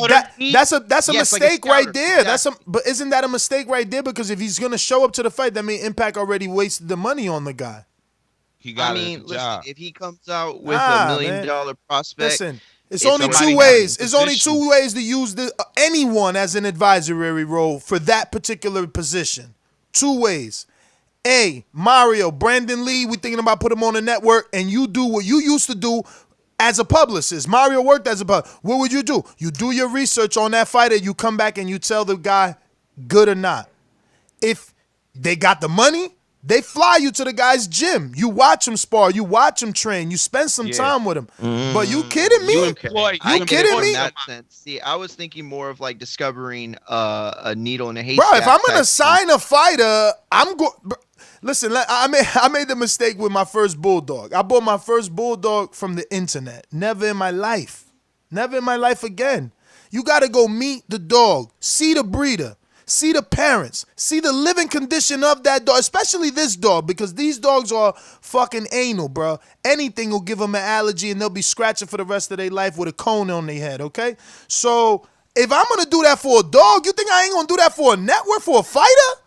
I'm not just giving Brandon Lee any money without seeing him. No. Y'all using one-sided. I think it's more than that. I think somebody is employed. It ain't a one-on-one thing. It's somebody that's employed and somebody that has to have a buzz. It's like the music industry. You got a buzz going on. That's when we go checking what's really your buzz about. Maybe. But Enrique, only thing there, and I'm not trying to interrupt. The only issue with that is if you got a buzz, you cost money. If your budget is $200,000, which I was being generous, let's just be real. If you got a 10-figure deal, let me break it down. I'm talking about a buzz on a 7-0 fighter. Exactly. You cost money. Or a buzz on a 1-0. You cost money. Bruh, you cost money. I ain't saying no. Listen, that's not let me break this down. Let me break this down because you got it all wrong. The $200,000 is the whole card, not one fighter. Okay. So and this card may go fight under. This fighter may fight under Austin Trout, who had 130,000 or 100. Listen, well, he already said Austin got a six-figure deal. I'm going to prove Enrique's point. I could give you a list of 10 names right now, 10 names that I would doubt anybody on this panel, which y'all are some of the most knowledgeable boxing fans I know, boxing people I know, and I guarantee y'all haven't heard of them. You know why you haven't heard of them? Because they were never on HBO or Showtime. They were local Texas stars that drew fans to these areas that never got a chance because maybe they lost a couple times or maybe they took a really hellacious beating. But these are the types of guys all around the country, all around the world that draw fans that we never hear of because they're, 14-8 or they're, 27. But a local draw. But these are the guys that you can find needle in a haystack and turn into stars. I don't know, man. A local draw is different from a television star. Wait, let me finish. See, y'all jumping the gun. It all takes development, right? So he said he got a 7-figure budget or 7 figures to pay. Yeah, so $10 million divided into 36 shows is about $277,000. Plus, you got to do advertisement, okay? This is all type of shit. So there's no way. That's what I'm saying. I was being generous, telling them $200,000. I'm being generous. About promoters. He's talking about promoters that aren't established, that we probably don't know who their star is in the making. So he's trying to partner up with promoters. That's where the momentum begins. He has the platform. You know, you're trying to. But you're not getting it, man. You're not getting it. He ain't partnering up with promoters. That's what he's saying. He too savvy. He's one of us. He understands the game. So he's saying to promoters, do your job. I'm giving you the television. It's like if he came to us right now, Enrique, and he said, yo, y'all think y'all so good? All right, well, I'm going to give y'all TV time, sell your advertisement space. No, produce your own show is what he's saying. So, and they coming at him like. And they like, nah, give me some money because I'm going to bring. But then who are those promoters? Because most promoters that I watch, especially, they seem to be established. Nah, but that's what you think because you casual fan, a.k.a. Enrique Church. Promoters do exactly what he said. They receive a site fee from the location they're gonna put the fight on. Then they receive television fees from the broadcaster that's gonna put the fight on, and that's how they start siphoning funds to pay their superstars. Plus, they factor in tickets and all that. You know what I mean? So he's saying, nah, don't use my money to pay your fighters. Be a promoter. Sell your ticket. He's right that's what killed HBO. That's what brought us absolutely to the point that we are now. He's absolutely right. This has been going on since as far as I can remember almost. I barely remember the Chavez days. I barely remember the Tyson days. But I remember very well being in high school, like, why isn't this dude fighting this dude? Why isn't this guy fighting? And it's like, and then Top Rank Golden Boy stuff started. And that war was going on. And so, well, why can't they just cross line? You know what I mean? So, like, that is the stuff that killed boxing because these dudes were getting paid on each side of the street, and it didn't really matter who they were fighting because they were getting the same type of money no matter what. But he seems to understand, though. With 36 fights, you could build a star. If this guy's fighting consistently, that's what Enrique was saying. Exactly. Go ahead. It's not about if the partnering ain't working, right? Because they ain't out trying to do their freaking their job as promoters. They want he got his own startup power to get. He said he's talking to TMZ and publicists and shit like that. So he's gonna give us a story about somebody that's 2-0 or an Olympian or whoever. You know what I mean? It all makes sense now to me. You know me, I'm still learning the business side of this sport, and it does make sense, man. It's crazy how they can ask for these site fees and just funnel, and everybody's trying to wear the promoter hat, but can you really wear it? You know. And that's what he said. That's what he said. These dudes ain't promoters; they producers.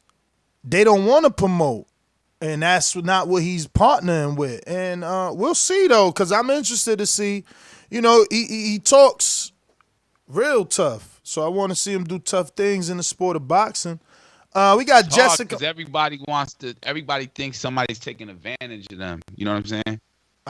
Every fighter probably got somebody in his ear. You know? Yeah, I mean,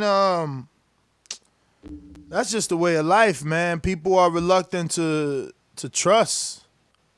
Yeah. But I'm gonna open up these phone lines. We got about 6 minutes before we get to Jessica McCaskill. I'm just trying to make contact with her, so before we do all that, I might as well open up the lines, let you guys rock out. Remember the number to call in, 1-425-569-5241. Press 1 one time. Voice your opinion right here on the Voice of the People hotline. You guys want to give any final thoughts on the main topic before I open up the lines? I mean, look, man, at the end of the day, there's so much things going around. Why am I getting that echo? I don't know, man. It's not an echo. It seems like a clip, but it's as soon as Mario left, that happened. Whoa. Yeah. All right, that's still good. Well, anyway, I'll just let it be right now because that echo is really annoying. But All right, you know, so let me Tyson. just bring you guys back on, man. Yeah, let's do that and then come back. Let's see. All right, try now, champ. So at the end of the day, There you know, go. with everything going on with the glove gate and this, that, and the third, yeah. It was working. It was working for a few seconds. It's Plain definitely Jane. Skype. Oh, there you go. I don't know. It's definitely Skype. Plain Jane, man. Let me get to some callers. See if it adjusts itself. I'm gonna go to the sponsors. Remember, we got McCaskill in about 4 minutes now. Yes. So let's see here. We're going to. These calls are brought to you by El Camino Electrical Services, experts in electric vehicle charging stations. For consultations and turnkey installation, visit us at elcaminoelectricalservices.com. Remember to rate us 5 stars on iTunes. All right, we're going out to Boomerang in New Orleans. You know how these bitches is in the sport. Total disrespect. Kid has no class, no style at all. I'm a gorilla, I'm a dog. I'm a dog, I'm a gorilla. The smartest thing you can do is to stay away from terrorists. It can't be the boogeyman if I'm chasing him. You want to bet? You bet 100,000 on that. Let's bet $1 million. Easy. Let's bet $1 million. Good morning. If she coming on in 4 minutes, I don't want to burn my car. I want to hear the interview afterwards. Well, remember, you got more than enough time. You only got unless you're doing both, which you still got time. Like, nah, I just wanted to hear both interviews. Like I said, I don't really want. You want to hear? Okay. Yeah, I don't want to get no call off. All right. I didn't understand. No problem. Maybe everybody just wants to listen to the interview before they go to their call. Well, all right. We're gonna have to keep them entertained for the next 3 minutes. Then I'm gonna check what's up with McCaskill right now. What is up with this?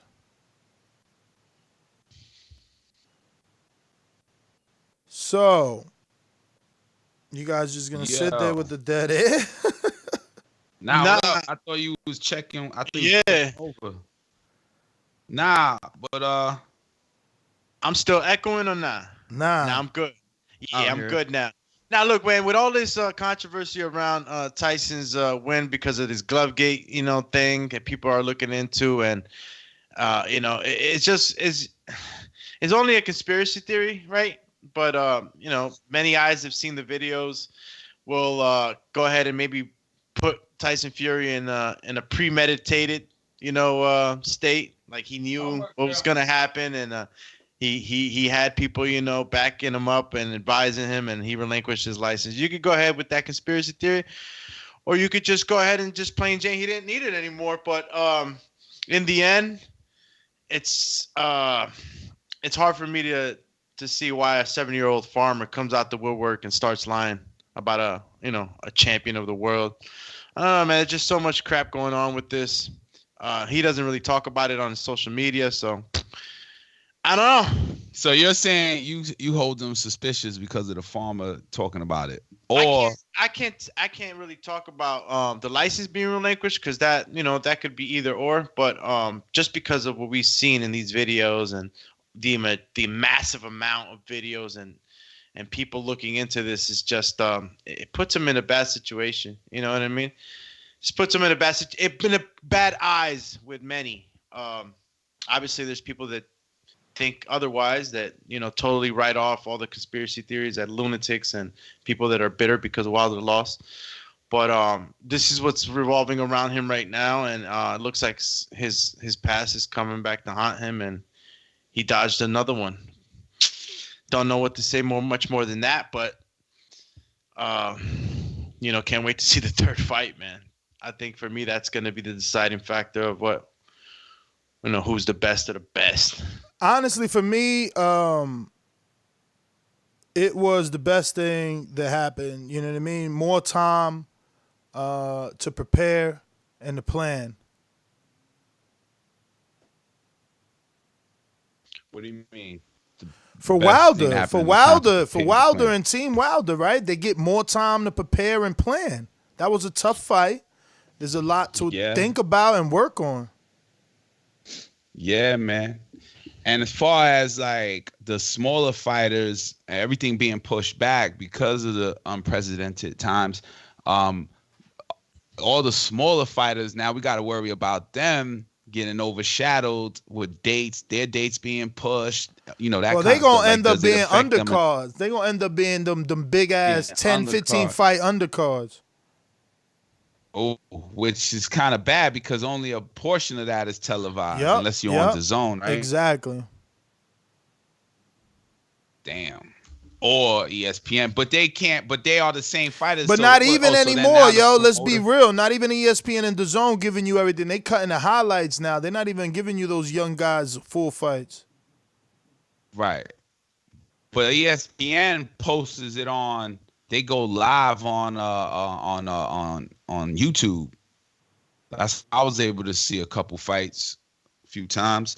But no, but I still think that's a big ass card, man. Like, so does that cost the promoter more money? What? Well, yeah, because they gotta pay those fighters. Right. So wouldn't we prefer to spread it? And that's what I mean about overshining. Like, do we get, well, not we, but do hardcores, I mean, casual fans, do they get bored with fights, or do they get introduced more? Because now we see the Canelo fight, and then the undercard, the 15th fighter on that card is pushed to the next Saturday or Friday, and we get to see them promoted on a high-end card. The way that it always worked in the past, was that if you were going to promote somebody right and you were going to promote a fight, you had, let's say, Canelo on the main event, and then you had somebody who's going to face him next, or at least at some point down the road on the undercard that gave eyes on him. Then what they started doing a few years back, well, actually maybe like about 6 years back, they started having events before the card. So if the big pay-per-view was on Saturday, then ESPN or Fox Sports, somebody had a card on Friday. That opened more eyes. Every time that there's an influx of eyes on boxing, it's the best way to get. I'm sorry, yes. I'm sorry. I know No problem. I know Go as ahead. I always sound like the guy interrupting, but we got Jessica McCaskill, unified WBA, WBC champion on the line. Jessica, good morning, and thank you for taking out the time during these particular times to come on the program, talk some boxing with us. How are you, and how is COVID-19 treating you? Hey, guys. We're good. It's me and Rick Ramos here. Things are kind of crazy, but I think I'm kind of getting the best of the situation. I'm able to work remotely. I've been working different hours during the day, a few hours at night, a few hours in the morning. That way I can get my training in. Yesterday we had 2 workouts.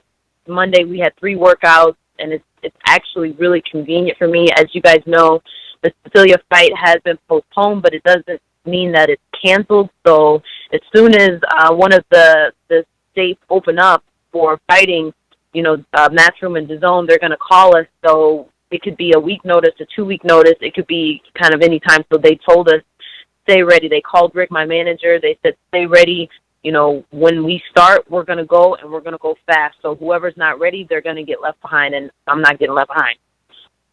So I got to ask, I don't want any numbers or anything like that, but can we expect you to be a full-time fighter if you win this fight with Barakas?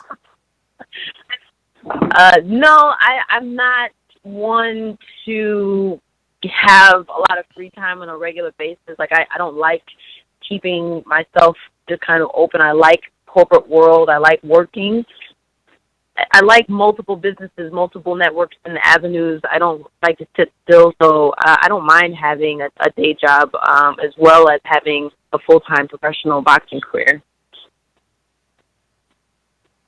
All right. I thought that, that would be the goal, but I guess you're multitask. What's your sign?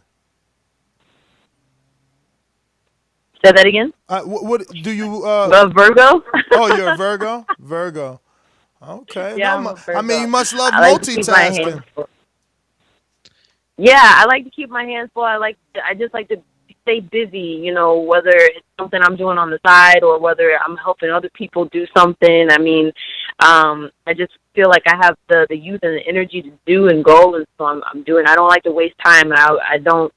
This isn't a fight that's gonna retire me. Like I'm gonna put money on my house. I might, you know, try to do some other investments, but you know, it's not big time money. You know, it's definitely nice, but like I said, I have a full-time job that pays good money, so I'm not out here, you know, suffering. But you know, I do my best to make sure that female boxing is paying out what they should for proper fights and things like that. You know, we want to make sure that female boxing is up and coming and staying that way. Well, I don't know. I didn't mean. Yeah, I'm sorry, man. I want to make sure she understood me. I didn't mean that the paycheck was big enough to retire. I mean, can we see you after this fight just be a fighter, where you wake up and you're just training to be a fighter, like a Sean Porter or a Keith Thurman? Right now, we're getting like 3 workouts a day, so it's definitely working out how we have it. If something, you know, even bigger were to come up, I could take a leave of absence. I could do something like that to make sure that my career isn't suffering. You know, either career is suffering from having, you know, too much on my plate. But we're good now. Hey, Jessica, it's Martin McGee here. I just want to ask you real quick to clarify. You're talking about training right now, and I know they're telling you to be ready, so that's a tough thing to get away from. But how different is the training now compared to pre-COVID-19? Like, what are you doing that's any different, or what limitations are on your training? We're getting more workouts in. It's a little bit more convenient because I can work remotely. I can log in from the gym if I need to. If I have my computer with me and I have my gloves with me, I'm good. So it's just really convenient because I can be anywhere I want at any time that I want and make it work. But you're not sparring or anything, correct? Yeah, we had sparring yesterday. We'll have sparring tomorrow. Okay. You know, we're doing as much as we can to keep things safe, but like I said, we have to be ready for, you know, this fight. So as a professional, I want to make sure that I'm doing everything that I can to be ready. I'm not taking this as time to, you know, relax or anything like that. You know, so we clean the gym probably every time we work out, like 3 times a day. So much bleach and wiping everything down. The gym is only open to professional fighters at the moment, just so that we can get our work in. I gotta ask, are you letting your sparring partners go home, or are they in-house, like staying with you for the camp? No, they're local. Yeah, they're local fighters, so they'll go home and they'll come back, and it's not like we have new people. It's not like we're flying in anything yet. So they're people that we've sparred with before. Yeah, honestly, I'm not trying to freak you out or anything. I'm just thinking of the transmission of the virus, right? Like, because they're saying that we don't even know if we have it. So, like, obviously sparring and sweating. Oh, my God. I don't want my champ to get the virus, you know? Look, I'm rooting for you. Let me tell you. I was live at Barekis' last fight, or not her last fight, but when she fought on the Gennady undercard, when Gennady fought Martirosyan, we were in California for that. And I think it was Tori Nelson that she won that fight. So I'm assuming that you can be able to win this fight. You have a lot of dog in you. You're younger than her. I mean, you know, I'm rooting for you. So I don't want you to, you know, get the virus before you get to the fight. Yeah, I mean, it's, you know, there's a chance of risking getting the virus. There's also a chance of not sparring and not being prepared for the fight. I mean, I'm not trying to get, you know, ran over by nobody, especially not on Dazn, not in front of, you know, people like that. I need to be in the best shape that I can be in, and that's the direction that we're headed. All right. Well, I got some questions from the people. Brandon Lopez says, thanks for taking the time to come on The Boxing Voice. What or who made you want to pursue a career in boxing, and did you initially start boxing to get in shape?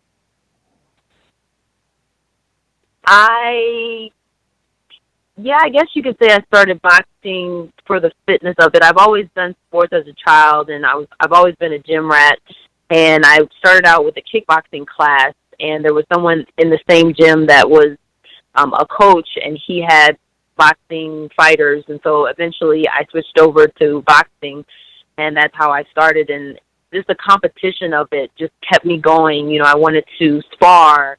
So I had my first sparring match, and then I wanted to have my first fight, and I wanted to do a tournament. I wanted to do a tournament on a national level. So there were just so many levels and rungs to kind of hit. And then one day, you know, I moved to Chicago and started working with Ramos at Body Shop Boxing Club, and it just kind of overnight was like, I think we should probably turn pro now, because you're definitely kind of manhandling these girls now. So there was just such an increase in talent that he and skill that he was able to give me, and power with our strength conditioning and the way that we do our workouts. So it happened really fast.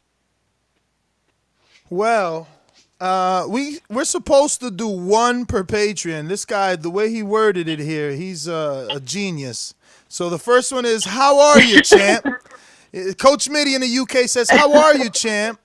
How hard is it to hold the proper job? And then you kind of answered this, so if you don't feel like reiterating anything, I just want to give him a shout-out regardless, because he's all the way from the UK, and he obviously is a supporter.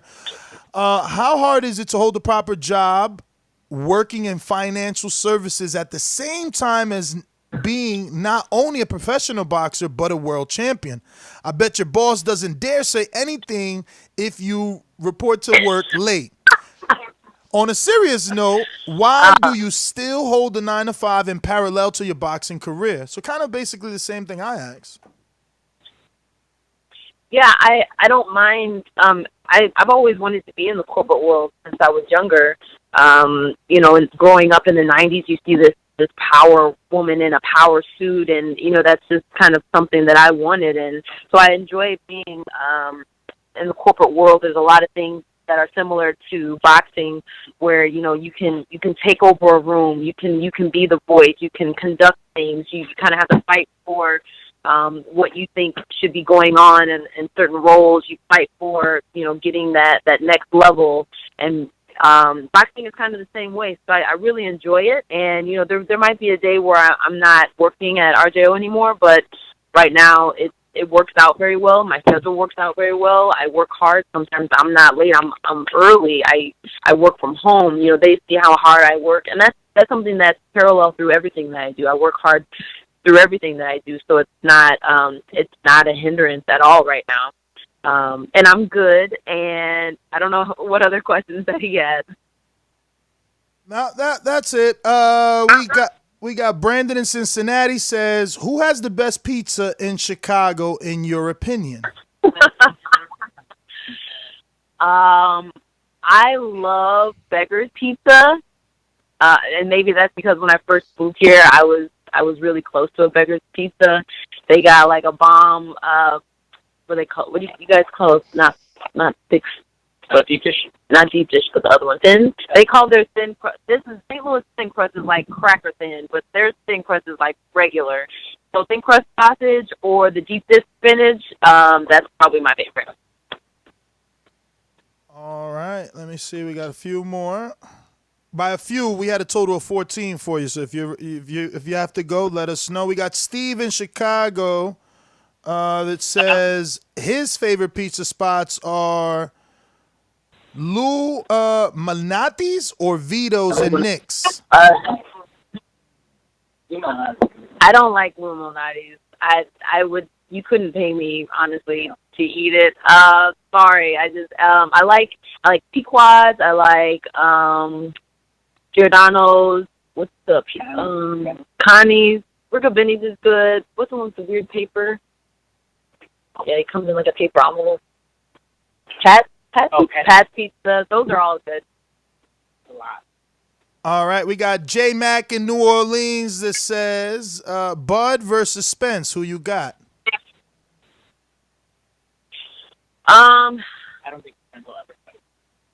Yeah, that's not a fight. That's actually, well, I don't know. I think Spence has really got himself tangled up in some stuff. So I don't think he's healthy. I'm not sure. I'm not confident in him coming back. So I definitely wouldn't put my money on him for anything going forward. He has to show me that he's back in the gym and that he's back. Well, I mean, he's shown that he's back in the gym, but I don't see him fighting again on a professional level. Wow. George Foster in the UK says, is the winner of Katie Taylor Serrano the pound for pound number one? No. Out of a certain weight class, or like? No, pound for pound is no weight. No, pound for pound. Nah, no. She got to see you, if right? you want to elaborate, you'll have to ask questions. Yeah, I mean, first of all, I haven't seen Serrano. We talk to their camp regularly, and we both agree that we would love to match up and figure out, where we want to fight at. Taylor, I would love a rematch with Taylor. I had Taylor at what, 7 fights? 6 fights? 6 fights fighting for my first world title. And I just, we took that fight because we were the only team out there that wasn't afraid to fight. Everybody else was backing off and being scared, and we were like, yo, fly us out there, we'll fight, and we'll put it down. And that's what we did. And so I would love a rematch. We're both on different levels now. I've always said that Taylor is declining in her talent and declining in her skill. She's just had a lot of amateur fights, where on my side, it's actually a blessing to have I have under 30 amateur fights. So you see that spectrum of her, decreasing in talent and me increasing in talent. And, respectfully, I would love to fight Taylor again. So I'm not going to say the winner of that is pound for pound. They have to see me. All right. Well said. We have Dual Ingram, who I also believe is in the UK, says, what's your ethnicity? I only ask because you're from the South, but your last name sounds like something from the UK. By the way, and look, he tells me, Ness, by the way, I'm not from the UK. I'm from Compton, California. So my maiden name is Shoemaker, which is probably, I think, like German. And I kept my married name, which was McCaskill. I am not married anymore, but I kept the name. And my mom is African American, and my dad is Mexican. Oh, wait a minute! Why'd you keep the name? I don't know. I think I felt like I wanted a fresh start of some kind, and that's what it was. I mean, outside of McCaskill, you're not gonna find that. I mean, besides Claire McCaskill, who was a senator in Missouri, you Google McCaskill, you're not gonna find anything else. So I'm the one making the name something important. All right.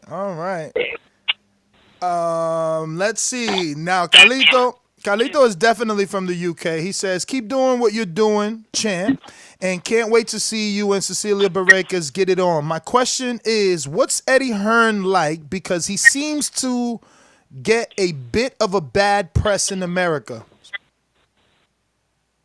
Really quick, where can we find this interview at? Is it live? It is. Anyone can call in using the number 1425-569-5241, and I'll send you a link once we're done. And then the video, is there video of you guys or just a phone? There will be after it's done. Gotcha. Eddie Hearn is, he's a businessman. He's straightforward. We have a business relationship. He's not really, I wouldn't say he's like a, hard shell or anything. He's normal. I mean, if you're seeing him online all the time or in the news all the time, I'm sure that you kind of see him in a certain kind of way. But, we have a good relationship with Eddie. It's just, I don't know. I don't see him, if he gets a bad rap, it just might be because he may be very blunt or just very honest about what he's doing. But we've never had any issues working with him and his team. All right. So, remember, these are not my questions. Now, I will never pass off a disrespectful one either. So, I'm not preparing you for anything disrespectful. But he says, Ohio runs boxing. His name is Marcus. Says, Jessica, I love watching female boxing, but one thing I hate about the sport is when two beautiful women have to face each other like you and Cecilia. But anyway, do you have a female pound for pound list? I do. And have you thought about fighting Mary McGee, because that would be a great fight. So my pound for pound list is Clarissa number 1, Cecilia number 2, Amanda Serrano 3, Katie Taylor 4, Christina Hammer 5, Jessica McCaskill 6, 7, Franchon Cruz Dazn 8, Hannah Gabriels 9, Heather Hardy 10, Christina Landrotu, and honorable mentions are Alicia Naponi and Mary McGee. Thoughts? As far as Mary McGee, that would be more of a question for my manager. I definitely leave that area in his hands. It's something that he's very transparent with me about as far as who I fight and things like that. You want me to get Rick on here real quick? He's right here. After I finish up these questions, I definitely plan to have I have 1, 2, 3, 4 Okay. for you. Gotcha. As far as Mary McGee, I mean, she anybody who has a belt at 140 can get it, basically. So that's the requirement at this point. You know, we have a lot of people hitting us up in different places like, hey, let's fight. My person, we want to fight. And it's like, first of all, you don't have any fights, or you have a losing record, or you have nothing to bring to the table. So we have to be very smart about who we're fighting. If you have a belt, then great. That's something that could be possible in the future. And then pound for pound list, that was a good list. I don't have a pound for pound list. I really am one of those people that really focuses a lot on my stuff. So when people say, like, who do you have out of this fight and this fight, it's like, I just want to watch the fight, honestly. I mean, I try to stay abreast to the people and their careers and what they're doing, but I focus a lot on what I'm doing because I'm doing a lot day in and day out. All right. Ruin of 504 New Orleans says, should women's boxing fight for the same time per round and the same amount of rounds for championship bouts, 12 rounds? So I'm guessing I means normally as men, will right? Right. Men go 12 and 3-minute 3. rounds. Females go 10 2-minute rounds. My opinion on that is I will keep that in the realm of the doctors and the health physicians, you know, people who have a professional outlook on this. If they say it's not healthy and it's going to increase brain damage and your body's going to get torn up because you don't have the same build as a man, then that's fine. Whatever the rules are, I'm going to abide by the rules. If they switch it tomorrow and they say, yo, you got to fight 3-minute rounds, 12 rounds, then I'm going to do that. Like, I'm not the one to make the decision. I'm the one to follow the rules. That's not my job, and I'm going to leave it up to somebody else. Steve in Chicago says, recently there was an all mostly women's fight card. Fighters were brought in throughout the world. It was put on by McGee Promotions. Do you see more of this happening in the future as women's boxing grows? I definitely do. I don't know how often it will be. My first fight in Chicago with Rick Ramos was an all-female card, and I had never seen that before, and I was just like, I got to get on that card. So coming from St. Louis and having like 9 months off and not fighting and finding that was like the mecca of like getting back into boxing. So that's the first time I saw it, and so I think it's definitely trending. People are starting to do it more and more, and it'll be something that will be looked forward to in the future. We got Trey who says, do you feel Vasyl Lomachenko ducked Devin Haney? Say that one more time. What do I think about that matchup? Do you feel that Vasyl Lomachenko ducked Devin Haney? Avoided.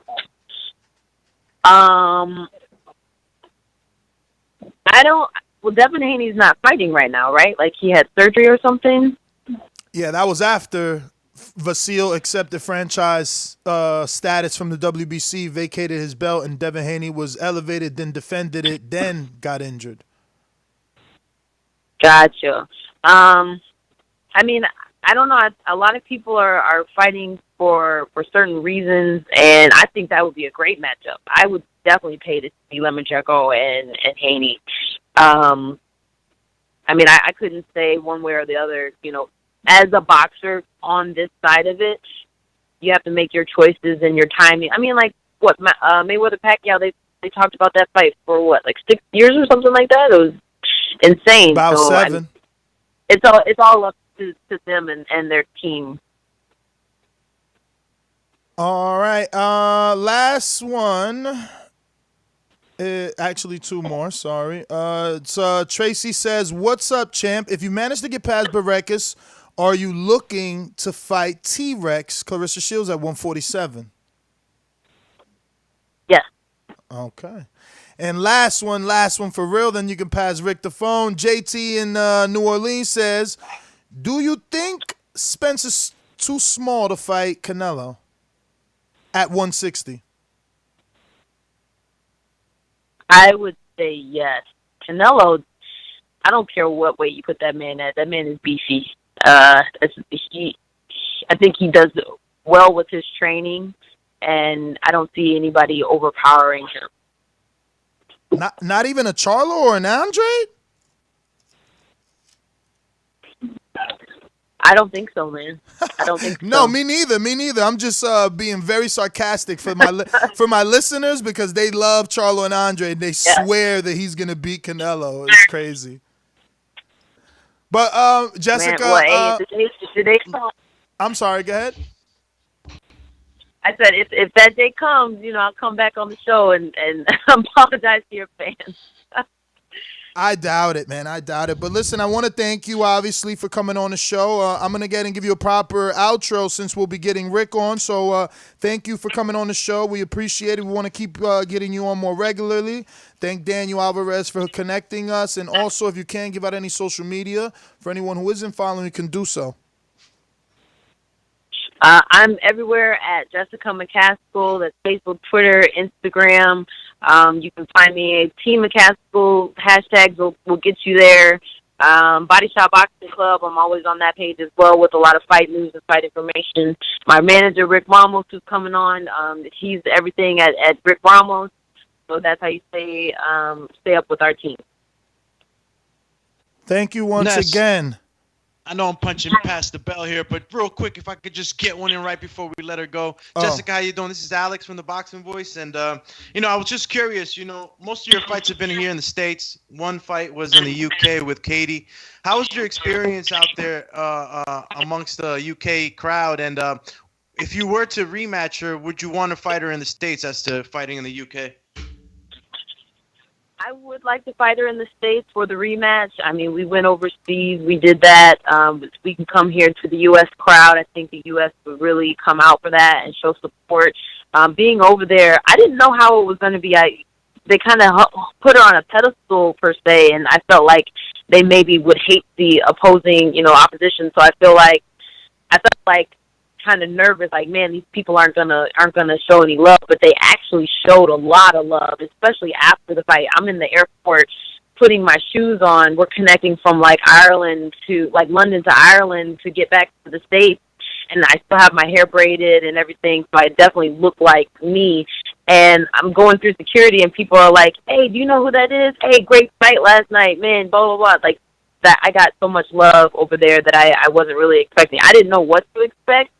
But they were great. So I really appreciate all my fans in the UK and Ireland, Australia, Canada, everybody that reaches out in my DMs. I really appreciate you guys. Well, Jessica, we appreciate you. Thank you again for your time. And I would like to obviously introduce your manager, trainer, Rick Ramos. What's going on, Rick? How are you? Thank you for coming on the program and answering some of our questions. Yeah. How's COVID-19 treating you? Man?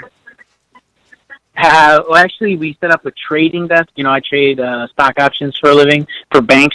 So I'm here with my partner. We trade. Both of us set up a trading desk. Jessica's here with her computer. So we turned our gym into a trading floor. So we're doing everything right now. Yeah, it's crazy. How's that business going right now with coronavirus? I know the stock market, which just took so many hits. I know my Bitcoin dropped like $500. Yeah, honestly, like the business is crazy. A lot of it's going electric, and it's a little difficult for guys like me who are trading floor guys to do well. But we're still in the market. We're still making money. So as long as we make money and we don't get hurt, we're good. So I'm still in business outside of boxing. So that's good news. So I'm assuming you really don't fear the virus because, man, to have the sweat and no, I'm serious. I mean, the sweat. I mean, no. Listen, I spar. I'm spitting every time I spar, but that's probably because I smoke. You know what I mean? But look, I'm spitting. I would be my gym is shut down, so I'm just like, okay. No, you know what? Honestly, our circle doesn't really break. And we've been, we went to Atlanta with my amateurs, and Jess was with us, and all my other amateur fighters were with us. My other fighters, we're all in the same circle. There's probably like 9 of us. So that circle hasn't broke. So that's like we said, we all like are, I don't know, we all, we're all family people. So it's like, there's no one new in our circle. There's no one there's no one from other gyms coming here. So it's just, the 9 people who we trained with for the last, 4 years or so. So there's no one new in our circle. So we figured, you know what, I split them up a little bit, but not really a lot. There's no one new in our circle. There's no one new coming from out of town. So our circle's small, so we keep it that way. Definitely wishing you the best, man. But it doesn't sound like you believe in me, but I don't know, okay. Man. Listen, I would have been. Got everybody on edge, bro. No, listen. Honestly speaking, I would have been a little more confident if you guys were holding camp and you had those sparring partners come out and they're staying with you. But the fact that they're going back home, man, we just don't know what's going on with them. But look, we're gonna get past that. We're gonna have happy thoughts, be optimistic.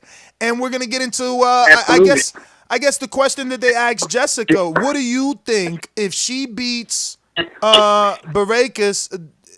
Where does that put her? Because people are saying Katie Taylor, Amanda Serrano would, trump and who's pound for pound? Is it Clarissa? Would it be Jessica? Would it be Katie or Amanda winner?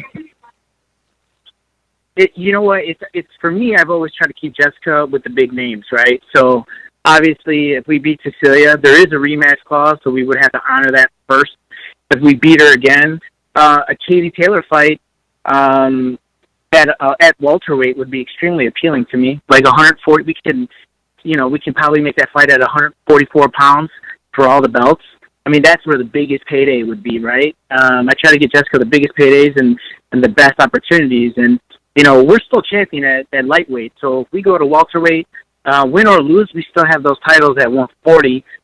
If we win, we probably vacate the 140s, or at least keep one of them, and then have a Katie fight at 144-ish.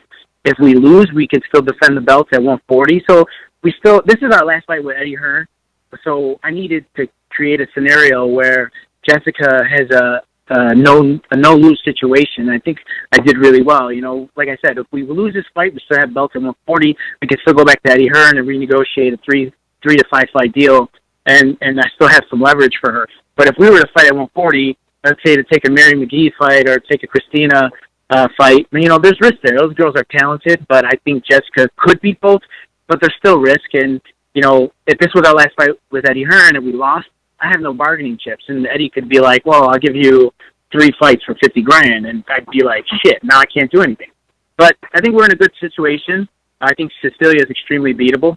So as long as she doesn't bail out of the fight, I think we have a bright future.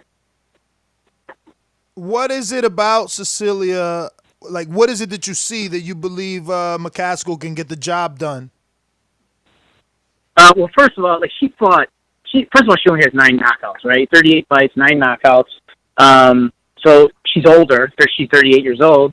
And the other thing is, she fought Bustos, and Bustos is really a 135-pounder. In her last fight, she fought Bustos. She couldn't even get rid of Bustos.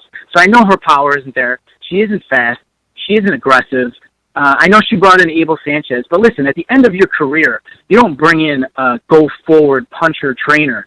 I think that was a bad mistake. Like Triple G. Triple G had Abel for so long, and now that Triple G is 36, 37, however old he is, he got rid of Abel because Abel's got that Mexican go-forward style. And for Cecilia to be 38 years old And to bring in that style this late in her career, that's suicide. That is like suicide for her. I don't think she's a natural, like a fighter. I don't think Cecilia's a fighter. Jessica's going to take it to her. We're going to test her legs. We're going to test her chin.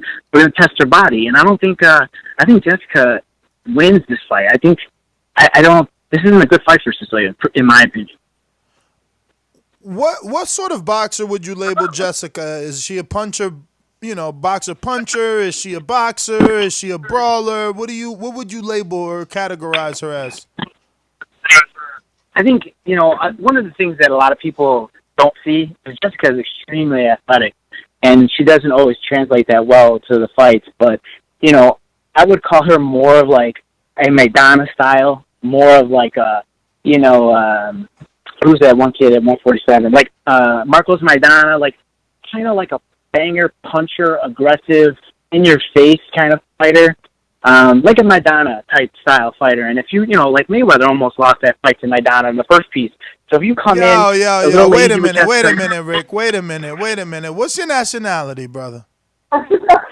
Mexican, 100%. Oh man, and I know. Listen, I'm not a fool. I know Maidana's from Argentina, but I just want to let you know that's your Latin bias right there. Come on, bro. That guy won barely 4 rounds. No.